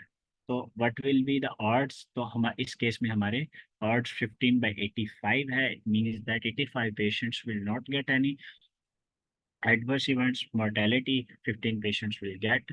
तो इनकी जो इंटरप्रिटेशन है दिस इज सेम। तो बाकी इसमें कोई डिफरेंस ज़्यादा नहीं है, but you will use risk ratios. उसके बाद कंटिन्यूस आउटकम्स के लिए you have mean difference and the standardise mean difference. Mean difference का मतलब ये है कि ट्रीटमेंट और कंट्रोल की मीन में क्या डिफरेंस है। लाइक कि हमारा फर्स्ट करें आउटकम है length of hospital stay. Length of hospital stay में हमारे पास जो मीन ऑफ ट्रीटमेंट है माइनस मीन ऑफ कंट्रोल करेंगे। लाइक जो ट्रीटमेंट था हमारे पास, ट्रीटमेंट में हमारे पास जो लेंथ ऑफ हॉस्पिटल स्टे थी वो 10 days थी ऑन एवरेज, और जो हमारे पास कंट्रोल था इसमें हमारे पास 7 days थी लेंथ ऑफ हॉस्पिटल स्टे। तो मेन डिफरेंस क्या होगा, 3। इट मीन दैट कि जो ट्रीटमेंट आर्म है उसमें आपके पास जो मेन डिफरेंस है which is 3। It means that कि जो ट्रीटमेंट आर्म है आपका, जो ड्रग आप यूज कर रहे हैं उससे आपका जो हॉस्पिटल स्टे है इट इज 3 days ग्रेटर।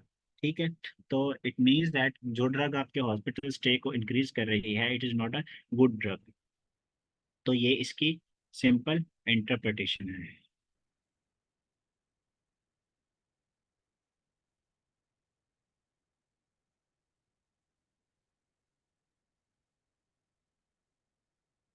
ठीक है जी।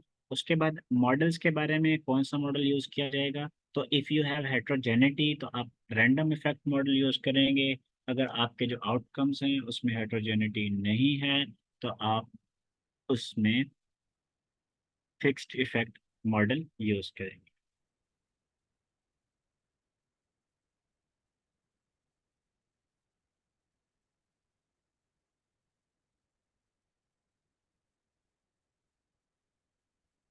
ठीक है जी। कौन से सॉफ्टवेयर हम एनालिसिस के लिए यूज़ कर सकते हैं, तो रिव्यू मैनेजर और रफमैन बहुत अच्छा सॉफ्टवेयर है for performing a comparative Meta analysis, जिसमें आपके पास दो इंटरवेंशंस हैं या आपके पास दो आर्म्स हैं, ट्रीटमेंट या कंट्रोल है। इसके अलावा अगर आपको प्रोग्रामिंग आती है तो RStudio is very excellent software, जिसमें आर स्टूडियो और आर इसमें बहुत सारे एडवांस ऑप्शंस हैं विच यू कैन यूटिलाइज। ठीक है जी। और उसके अलावा यू हैव जमोवी। जमोवी अगर आपको कोडिंग नहीं आती लेकिन आप आर पे काम करना चाहते हैं तो जमोवी इज़ वेरी एक्सीलेंट टूल, जो कि आर बेस्ड है, लेकिन इसमें आपको जमोवी में कोई भी कोड यूज़ नहीं करना पड़ता। It is very easy to use and it is free of cost. RevMan है, you have RStudio, you have jamovi for the meta analysis.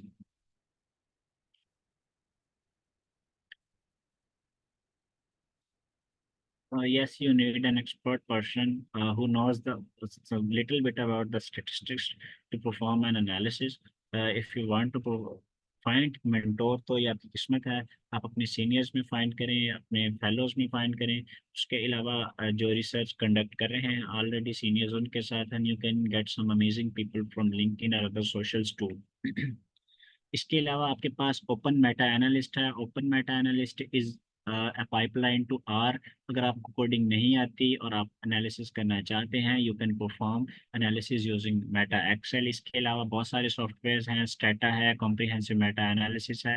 अगर आपके पास सिंगल आर्म स्टडीज़ हैं, उनका मेटा एनालिसिस परफॉर्म करना है आपने, तो एक्सेल का एक टूल है, एक्सेल शीट्स के साथ कनेक्टेड होता है। MetaXL is very excellent tool for performing single arm meta analysis. Single arm meta analysis आप जमोवी पे भी परफॉर्म कर सकते हैं, and you can perform in open meta analysis in RStudio, but you can not perform single arm meta analysis on RevMan और review manager. इसके अलावा review manager है सम लिमिटेशंस, बट हमारे लेवल पे, आपके लेवल पे review manager ही enough है, because हमारे पास दो ही तरह के आउटकम्स होते हैं, आइदर ये डाइकोटोमस हो सकते हैं या ये कंटिन्यूस हो सकते हैं। इसके अलावा भी डिफरेंट फॉर्म्स ऑफ आउटकम्स हैं, वो भी आप यूज कर सकते हैं।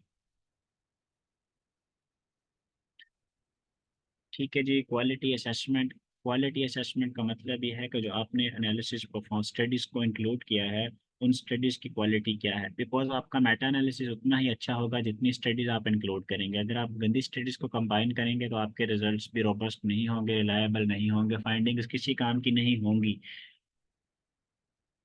इसमें दो तरह की एरर्स हो सकती हैं आपके पास। सिस्टमेटिक एरर हो सकती है, लाइक जो आपने स्टडीज़ इंक्लूड की हैं उनमें जो कंसिस्टेंट डेविएशन है रिजल्ट से, वो बाई चांस नहीं है, वो स्टडी के फ्लॉज हैं। लाइक आपने ऐसा रैंडमाइज कंट्रोल ट्रायल यूज़ किया है, इंक्लूड किया है, जिसमें इनहेरेंट आपके पास डिफेक्ट्स हैं, उसकी मेथोडोलॉजी में फ्लॉज हैं, स्टडी डिज़ाइन को सही तरह एग्जीक्यूट नहीं किया गया, तो आप you will get an error. तो वो एरर मेटा एनालिसिस में आप हेट्रोजेनिटी की फॉर्म में गेट करेंगे। ठीक है। मल्टीपल रेप्लिकेशन से भी आपके पास सेम रिजल्ट्स आते हैं सिस्टमैटिक एरर के।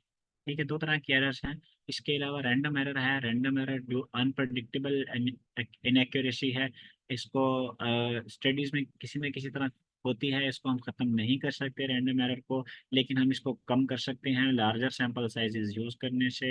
ऐसे ट्रायल्स को इंक्लूड किया जाए जिनके जो पेशेंट काउंट है वो बहुत ज़्यादा है, ताकि आपके जो रिजल्ट्स हैं वो किसी हद तक रिलायबल हों।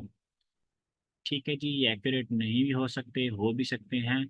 उसके अलावा जो टूल्स हैं, इसके लिए कौन कौन से टूल्स यूज़ कर सकते हैं for conducting, for assessing the risk of bias or quality.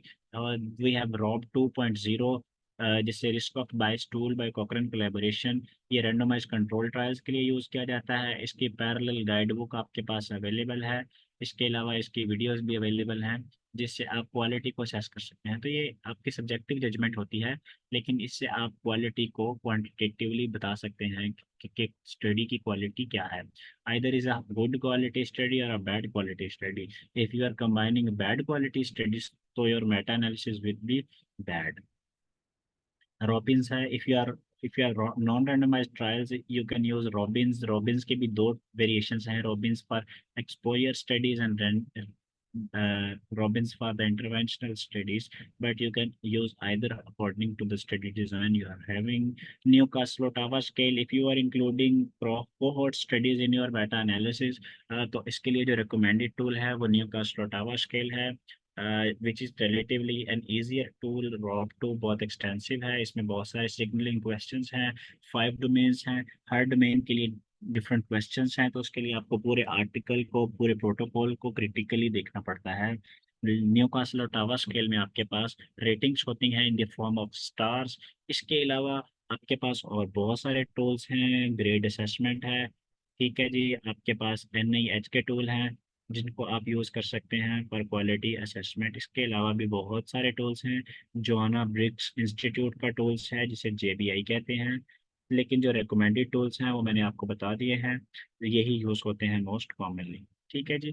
तो ये टूल्स आपने यूज करने हैं for assessing the quality, for assessing the risk in the meta analysis.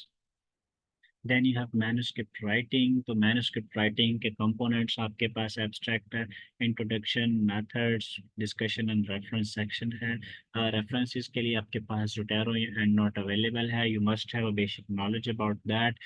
Abstract is basically 250 to 300 words summary of your findings. ये structured हो सकता है, ये अनस्ट्रक्चर्ड हो सकता है। जो स्ट्रक्चर्ड एब्स्ट्रैक्ट है इसमें यू हैव 4 सब हेडिंग्स लाइक बैकग्राउंड या इंट्रोडक्शन, उसके अलावा मेथड्स, रिजल्ट्स एंड कंक्लूजन। ठीक है। अनस्ट्रक्चर्ड एब्स्ट्रैक्ट में you will just have a single paragraph of 250 words. Introduction में आप अपनी जो कंडीशन है, डिजीज है, आपकी इंटरवेंशन है, उसको इंट्रोड्यूस करवाते हैं। आप उसमें अपना केस बिल्ड करते हैं कि आप ये क्यों कर रहे हैं। मेथड सेक्शन में आपके पास कंप्लीटली स्टडीज़ को कैसे, स्टडी सिलेक्शन प्रोसेस क्या है आपका, सर्च स्ट्रेटजी क्या है आपकी, एनालिसिस को कैसे किया है, कौन से पैरामीटर्स यूज़ किए हैं, कौन से आउटकम्स हैं, ईच एंड एवरी डिटेल हम यूज़ करते हैं इन द मेथड्स सेक्शन। आपका सिस्टमैटिक रिव्यू, मेटा एनालिसिस उतना ट्रांसपेरेंट है, उतना रिलायबल है जितनी आपकी मेथोडोलॉजी ट्रांसपेरेंट और रिलायबल है। If you have inherent defects in your methodology तो आपका Meta analysis will got reject directly. ठीक है जी। तो इसमें आप इस चीज़ का ख्याल रखेंगे। Discussion is most important part, जिसमें आप अपनी फाइंडिंग्स को प्रीवियसली पब्लिश्ड फाइंडिंग्स के साथ कंपेयर करते हैं। ये ट्रायल्स भी हो सकते हैं या previously published meta analysis, systematic reviews भी हो सकते हैं। And references which are most important part, your each statement should be cited by a scholarly peer reviewed article. इसमें ऐसे आर्टिकल्स वेबसाइट से नहीं उठाने, कॉपी पेस्ट नहीं करना, एआई से यूज़ नहीं करना, खुद लिखना है अपना। Although you can use Grammarly या अदर ग्रामर करेक्शन के सॉफ्टवेयर, लेकिन प्लीज अवॉइड एआई बिकॉज ये डिटेक्ट हो जाता है और it can B cause of your rejection. आपने बहुत अच्छा आर्टिकल लिखा है लेकिन आपने उसमें एआई यूज कर ली है तो आपके लिए उसमें मसाइल हो जाएंगे।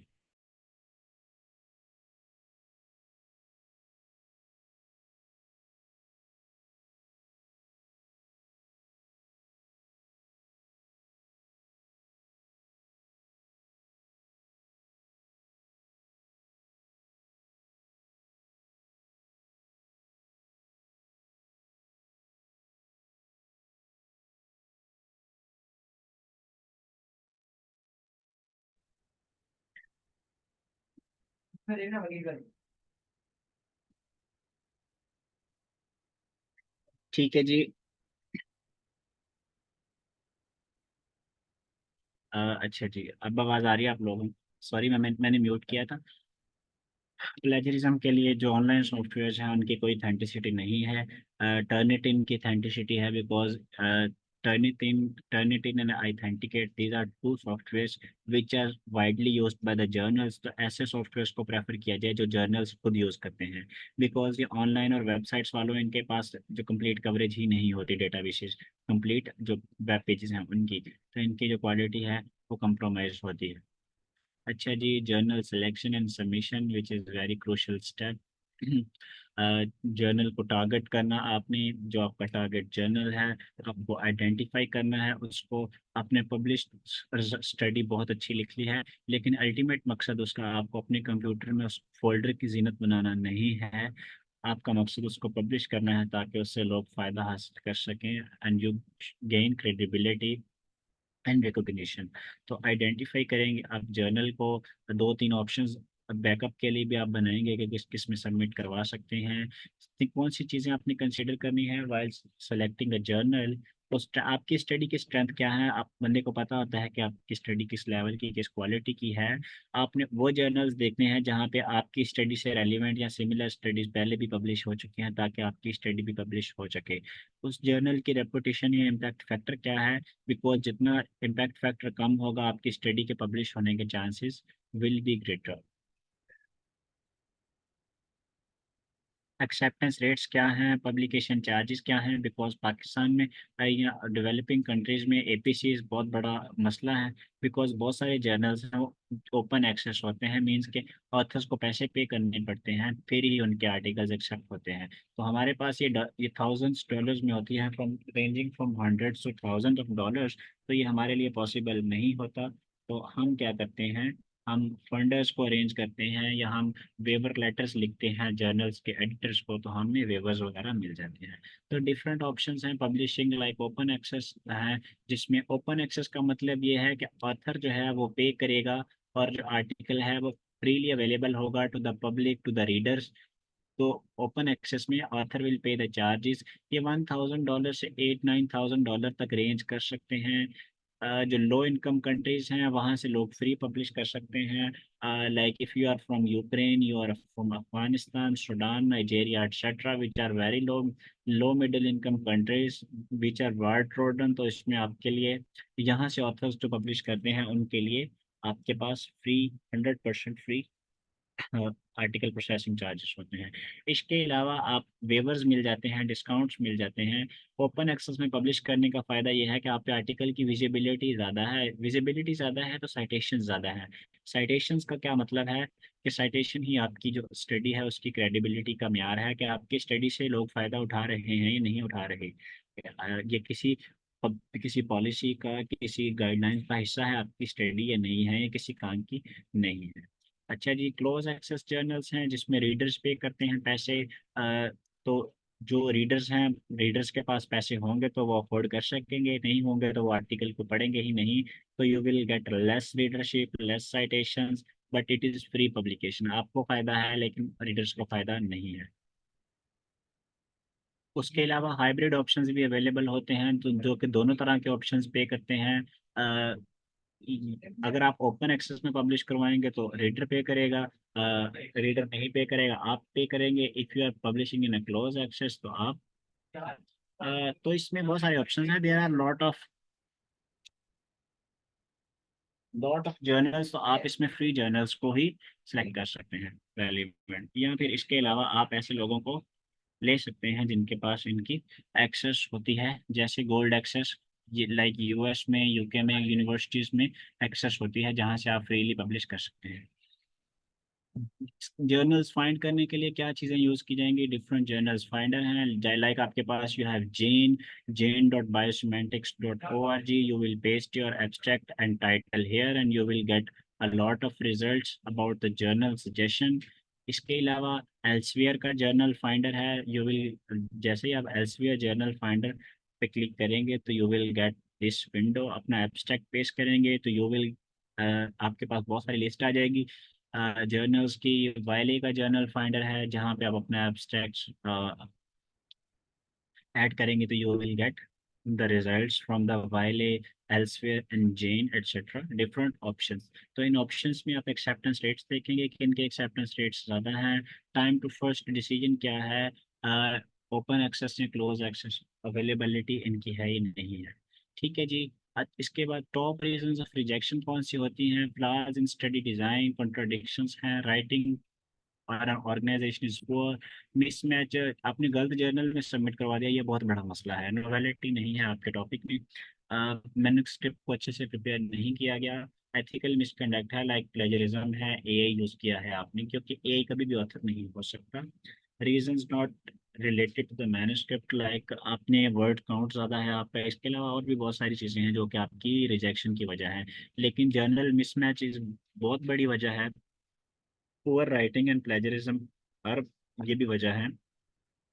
ठीक है, आप बाज़ औक़ात आपकी रिसर्च अच्छी होती है लेकिन आपका मैन्युस्क्रिप्ट अच्छा प्रिपेयर नहीं हुआ होता, proper formatting, editing and languages जो है वो सेट नहीं होती, तो आप इस सूरत में रिजेक्शन आ सकती है आपको। तो रिजेक्शन इज़ नेचुरल थिंग, आपने टेंशन नहीं लेनी इसकी।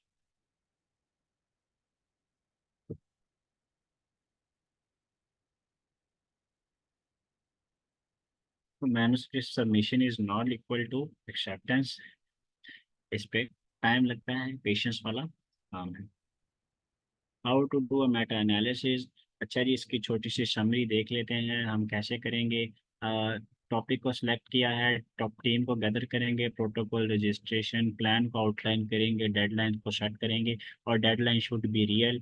टीममेट्स को ऐसे लोगों को इंक्लूड करें जो कि आपके टाइम को ज़ाया ना करें। पॉसिबली किसी ऐसे बंदे को ऐड करें जो कि इंटरेस्टेड भी है, नवाबाना बिहेवियर नहीं है उसका कि ग्रुप में बैठा रहता है, ना मैसेज देखता है मेंटोर, ना कोई गाइड करता है और कहता है मुझे फर्स्ट ऑथर बना दो। तो ऐसे ऑथर्स, ऐसे जो मेंटोर्स हैं उनसे अवॉइड किया जाए। बहुत सारे सिर्फ सारे बिगिनर्स के साथ भी किसी प्रोजेक्ट को स्टार्ट ना किया जाए, बिगिनर्स को इन्वॉल्व किया जाए, सिखाया जाए। लेकिन ये if you are all beginners तो आपका प्रोजेक्ट विल गो नोवेयर। तो इस तरह की चीज़ों से अवॉइड करना है। सेटबैक्स आते हैं लेकिन ultimately you will be able to publish and you will be able to land into a good team जो कि आपको डिजर्व करेंगे और यो आप उस टीम को डिजर्व करेंगे। Basically it is a game of patience, सब्र एंड हार्ड वर्क। तो आपने सब्र के साथ वर्क करते रहना है, कीप रीचिंग आउट पीपल। तो यकीनन अच्छे लोग, अच्छे मेंटोर्स आपको मिल जाएंगे, अच्छी टीम में आप लैंड कर जाएंगे and you will publish a lot. Thank you so much, Sync Research Department, LMDC, and special thanks to Dr. Umesa and Dr. Inshra for arranging this excellent webinar on systematic review and meta-analysis. I hope कि इस तरह के बहुत सारे webinars आप लोगों के लिए arrange किया जाए so that के हम भी research को publish कर सकें as a medical student from the countries like Pakistan।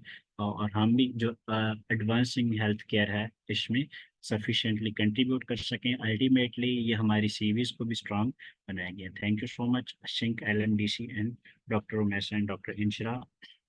There are some other. Thank you. एक मिनट, एक मिनट मुझे मजीद दीजिएगा। I am sorry. ठीक है, sure. You can address the questions in the chat box. I was referring to them.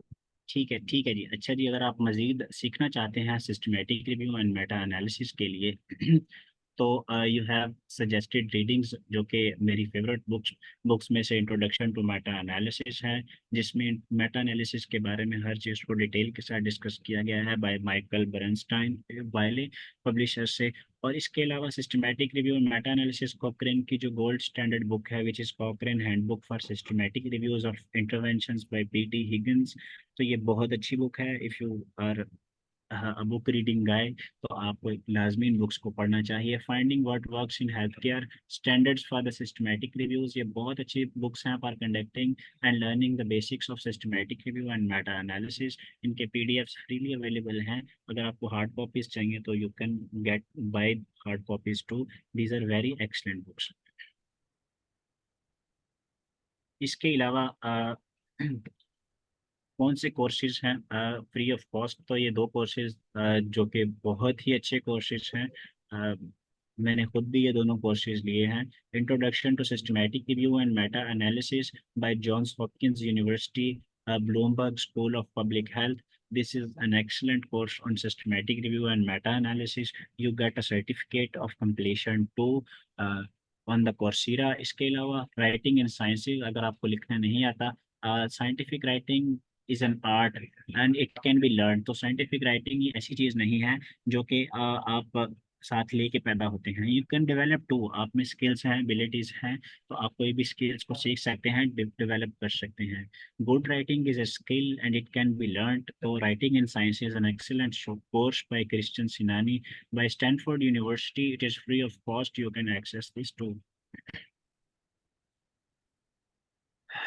Then questions. Thank you so much everyone for your patient listening. मुझे Should पता I है थोड़ा। read the questions for you? Questions पढ़ना शुरू करूँ? जी please. Okay,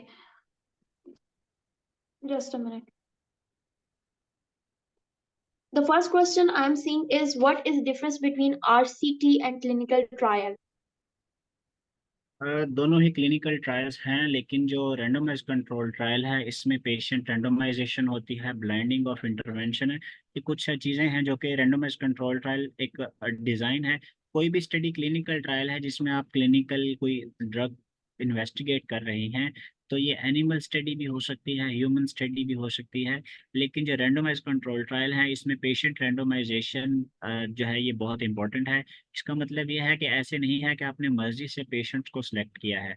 आपने जो आपकी पॉपुलेशन है उसको प्रॉपरली रैंडमाइज करते हैं थ्रू रैंडम सीक्वेंस जनरेटर्स। ये पूरी एक स्केलिंग के सीक्वेंस जनरेट करना, रैंडोमाइज करना भी एक बहुत बड़ा प्रोसीजर है। तो randomize control trial is a clinical trial with patient randomization, with blinding and with some other features, जिसकी वजह से randomized control trial is a gold standard clinical trial। ठीक है। Okay perfect. अच्छा अगला क्वेश्चन मुझे समझ नहीं आया बट अगर आपको आया तो kindly explain if single arm studies then what will be comparison. I don't know single if the question make sense to you. Single arm study है तो इसमें तो कंपैरिजन होगा ही नहीं। तो सिंगल आर्म स्टडीज का जो मेटा एनालिसिस है, लाइक या क्रॉस सेक्शनल स्टडीज, तो उसमें प्रेवलेंस मेटा एनालिसिस है, प्रोपोर्शनल मेटा एनालिसिस है। You can perform a meta analysis on cross sectional studies to.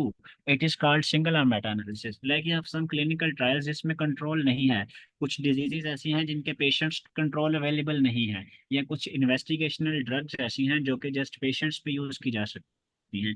तो उस लेकिन उसका कंपैरिजन आपके पास अवेलेबल ही नहीं है। तो उसके लिए आप single arm meta analysis perform करेंगे। सिंगल आर्म मेटा एनालिसिस के लिए मैंने सॉफ्टवेयर्स बताए हैं आपको। इसके लिए मेटा एक्सेल यूज़ कर सकते हैं आप, जमोवी यूज़ कर सकते हैं इसके लिए। ठीक है। इसके लिए ओपन मेटा एनालिस्ट यूज़ कर सकते हैं। इसके लिए कंप्रिहेंसिव मेटा एनालिसिस यूज़ कर सकते हैं। तो these are some softwares. Performing a single arm meta analysis is not a difficult thing, ना ही इसकी इंटरप्रिटेशन इतनी मुश्किल होती है, but there are some concern जिस वजह से इसकी जो क्वालिटी ऑफ एविडेंस है वो इतनी रिलायबल नहीं होती, but still you can perform if there is no comparison available. Okay perfect. अगला क्वेश्चन है how can we update ourselves with the latest published RCT. दोबारा बताइएगा मुझे। How can we update ourselves with the latest published RCT. Actually ये तभी होगी थी बात डिस्कस कि आप जो जर्नल्स है ना जिसमें आप इंटरेस्टेड हैं, like New England Journal of Medicine है, जामा, बीएमजी, बीएमसी, और इसके अलावा Journal of American College of Cardiology है, Journal of American Society of Clinical Oncology है। तो इसके अलावा क्लिनिकल ट्रायल डायरेक्टरी है। तो आप इनके अलर्ट्स को एक्टिवेट कर लें। आपकी इनबॉक्स में जब भी आर्टिकल्स पब्लिश होंगे लेटेस्ट, तो आपको ईमेल अलर्ट्स आ जाएंगे। You can read the titles, abstracts, and अगर आपको टॉपिक अच्छा लगे तो आप उस पर मजीद लिटरेचर सर्च करके अपने आप को अपडेट रख सकते हैं। ना अपडेट रख सकते हैं, बल्कि बाज़ औक़ात जो आपके क्लिनिकल ट्रायल्स होते हैं दे आर योर बना बनाया क्वेश्चन। तो आप उन क्लिनिकल ट्रायल का टाइटल, उसमें सेफ्टी, एफिकेसी और सिस्टमैटिक रिव्यू, मेटा एनालिसिस के वर्ड्स ऐड करके अपना टॉपिक बना सकते हैं।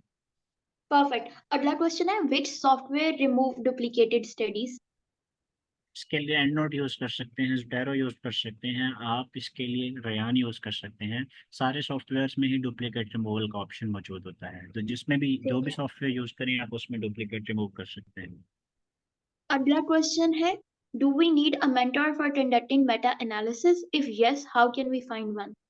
यस, मेंटोर चाहिए। मेंटोर के बगैर आप नहीं कर सकते, बिकॉज मैंने पहले एंड पे बहुत सारी चीज़ें बताई हैं जो कि आप एक्सपीरियंस के साथ लर्न करते हैं कि if you are a team of beginner you fantasize research and meta analysis a lot, और आप एक रात मोटिवेट हुए हैं और आपने ग्रुप बना लिया है, दोस्तों ने मिल के टॉपिक भी आ गया है, लेकिन अब वो कहीं पे जाएगा नहीं, because you are all confuse, आपको नहीं पता किधर जाना है। तो yes, you need a mentor.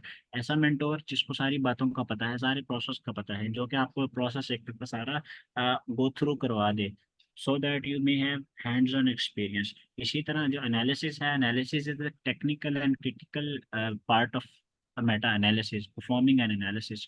तो इसके लिए भी आपको जो एक्सपीरियंस्ड पर्सन है वही करना चाहिए। ऑल्दो मेटा एनालिसिस परफॉर्म करना is not a difficult thing, लेकिन कब नहीं करना it is difficult thing, because आपके पास हमेशा कंपैरिजंस बन जाते हैं।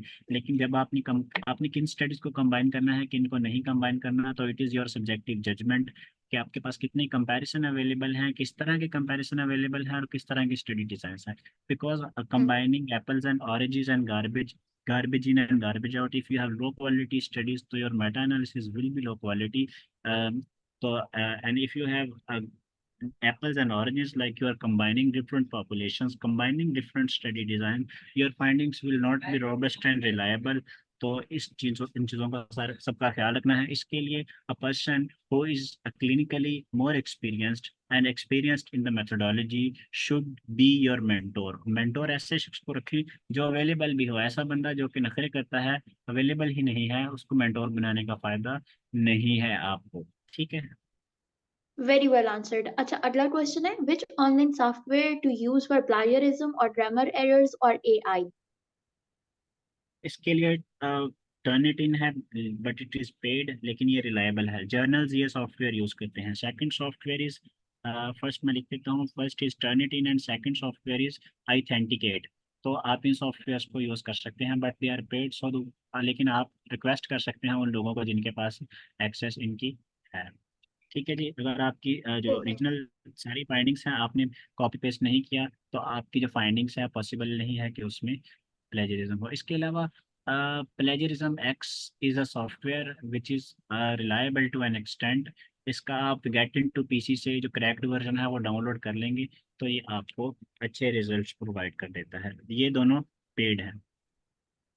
Okay, अगला क्वेश्चन है, where to learn focused meta analysis using R or Revman course online? कुछ चीज़ें यूट्यूब पे भी अवेलेबल हैं, लेकिन अगर आपको यूट्यूब पे समझ नहीं आती तो फिर आप जो डिफरेंट इंस्टीट्यूट्स हैं या डिफरेंट कोर्सेरा पे कोर्सेज अवेलेबल हैं। इसके अलावा जो कोड एकेडमी है उसके कुछ कोड अवेलेबल हैं।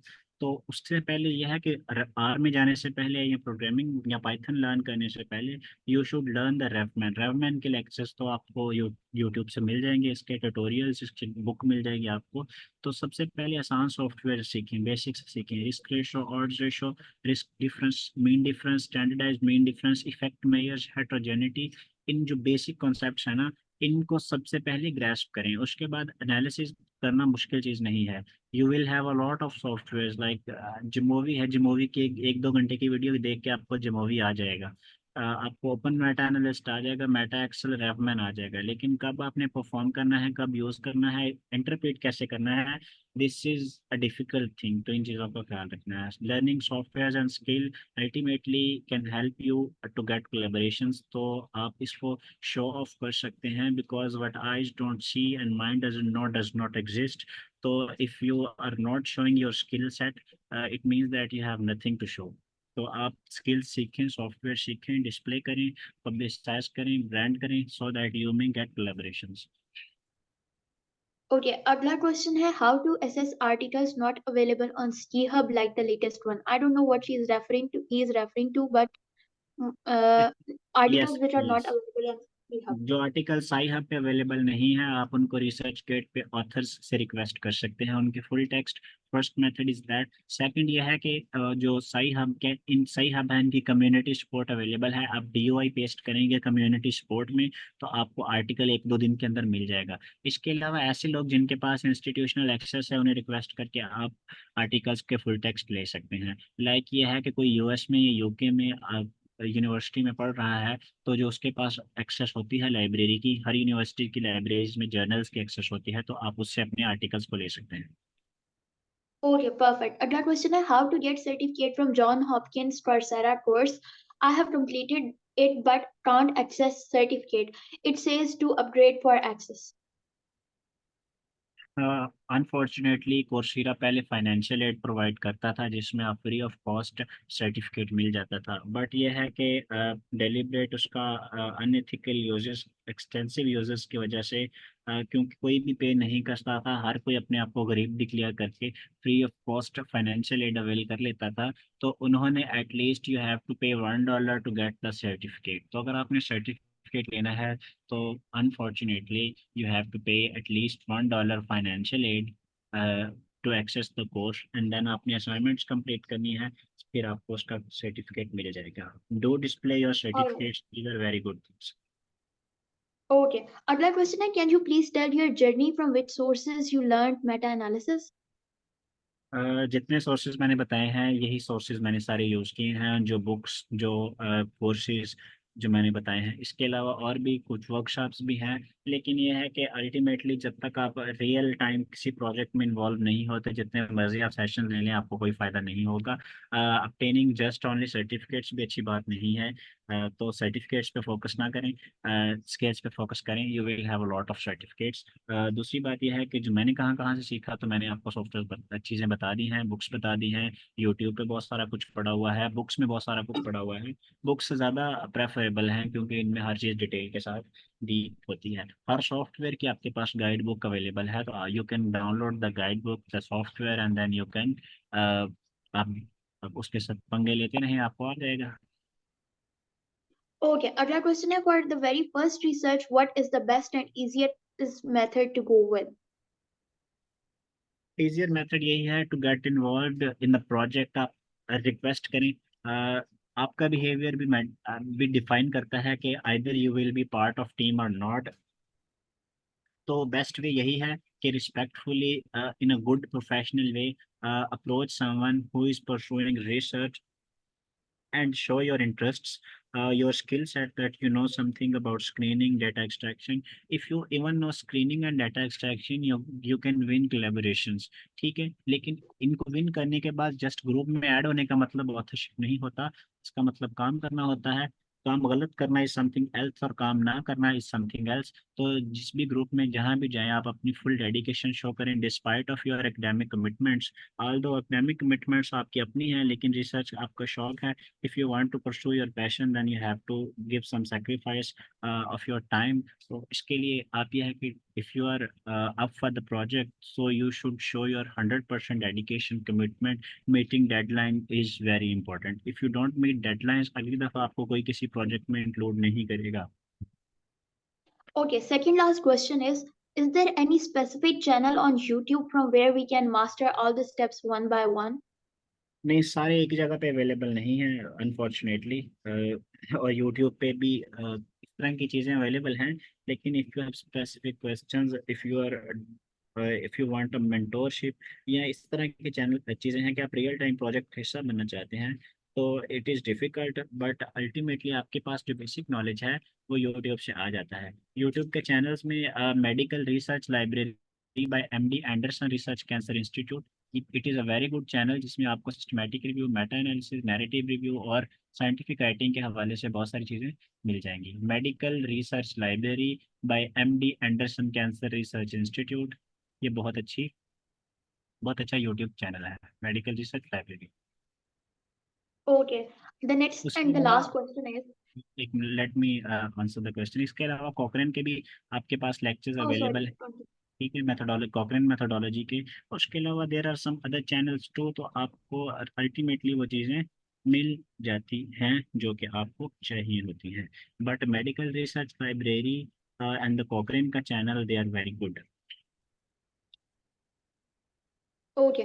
The last question is, can we involve a team from all over the world? If yes, then how can we approach them? देखिए, अगर आपको पता नहीं है कैसे करना है, तो फिर आप कैसे कैसे इन्वॉल्व कर सकते हैं पूरे There वर्ल्ड की will be a टीम से। language barrier also. Language barrier भी हो सकता है। दूसरा, टाइम जोन का डिफरेंस है जिससे कम्युनिकेशन गैप आ सकता है। लाइक आपने यूएस से या यूके से किसी बंदे को इन्वॉल्व कर लिया है, तो वहाँ दिन है, यहाँ रात है, वहाँ रात है, यहाँ दिन है, तो ये टोटली एक कम्युनिकेशन गैप है, लैंग्वेज बैरियर है। ऑल्दो लैंग्वेज बैरियर तो हो सकता है कवर, लेकिन टाइम जोन का डिफरेंस है, मसरूफियत का मसला है। बन सकती है मल्टीनेशनल टीम, लेकिन उसके लिए आपके पास इनफ स्किल्स हों so that you can inspire someone to be the part of their team। तो yes, you can be part of a national or multinational team, but इसके लिए आपके अंदर कुछ ना कुछ होना ज़रूरी है, at least dedication, timeliness, and meeting deadlines, if not skills। Okay, thank you so much on our behalf, on the behalf of my team, for taking out your time despite of your busy schedule. I'm so thankful to you and to the participants as well who joined despite of their busy schedules. Thank you so much. Thank you so much। If Thank you। anyone has any question, they can drop in the WhatsApp chat. We'll try to answer that. Thank you, Dr. Nabil. Thank you so much. Thank you so much, everyone, for joining. I'm ending the meeting now.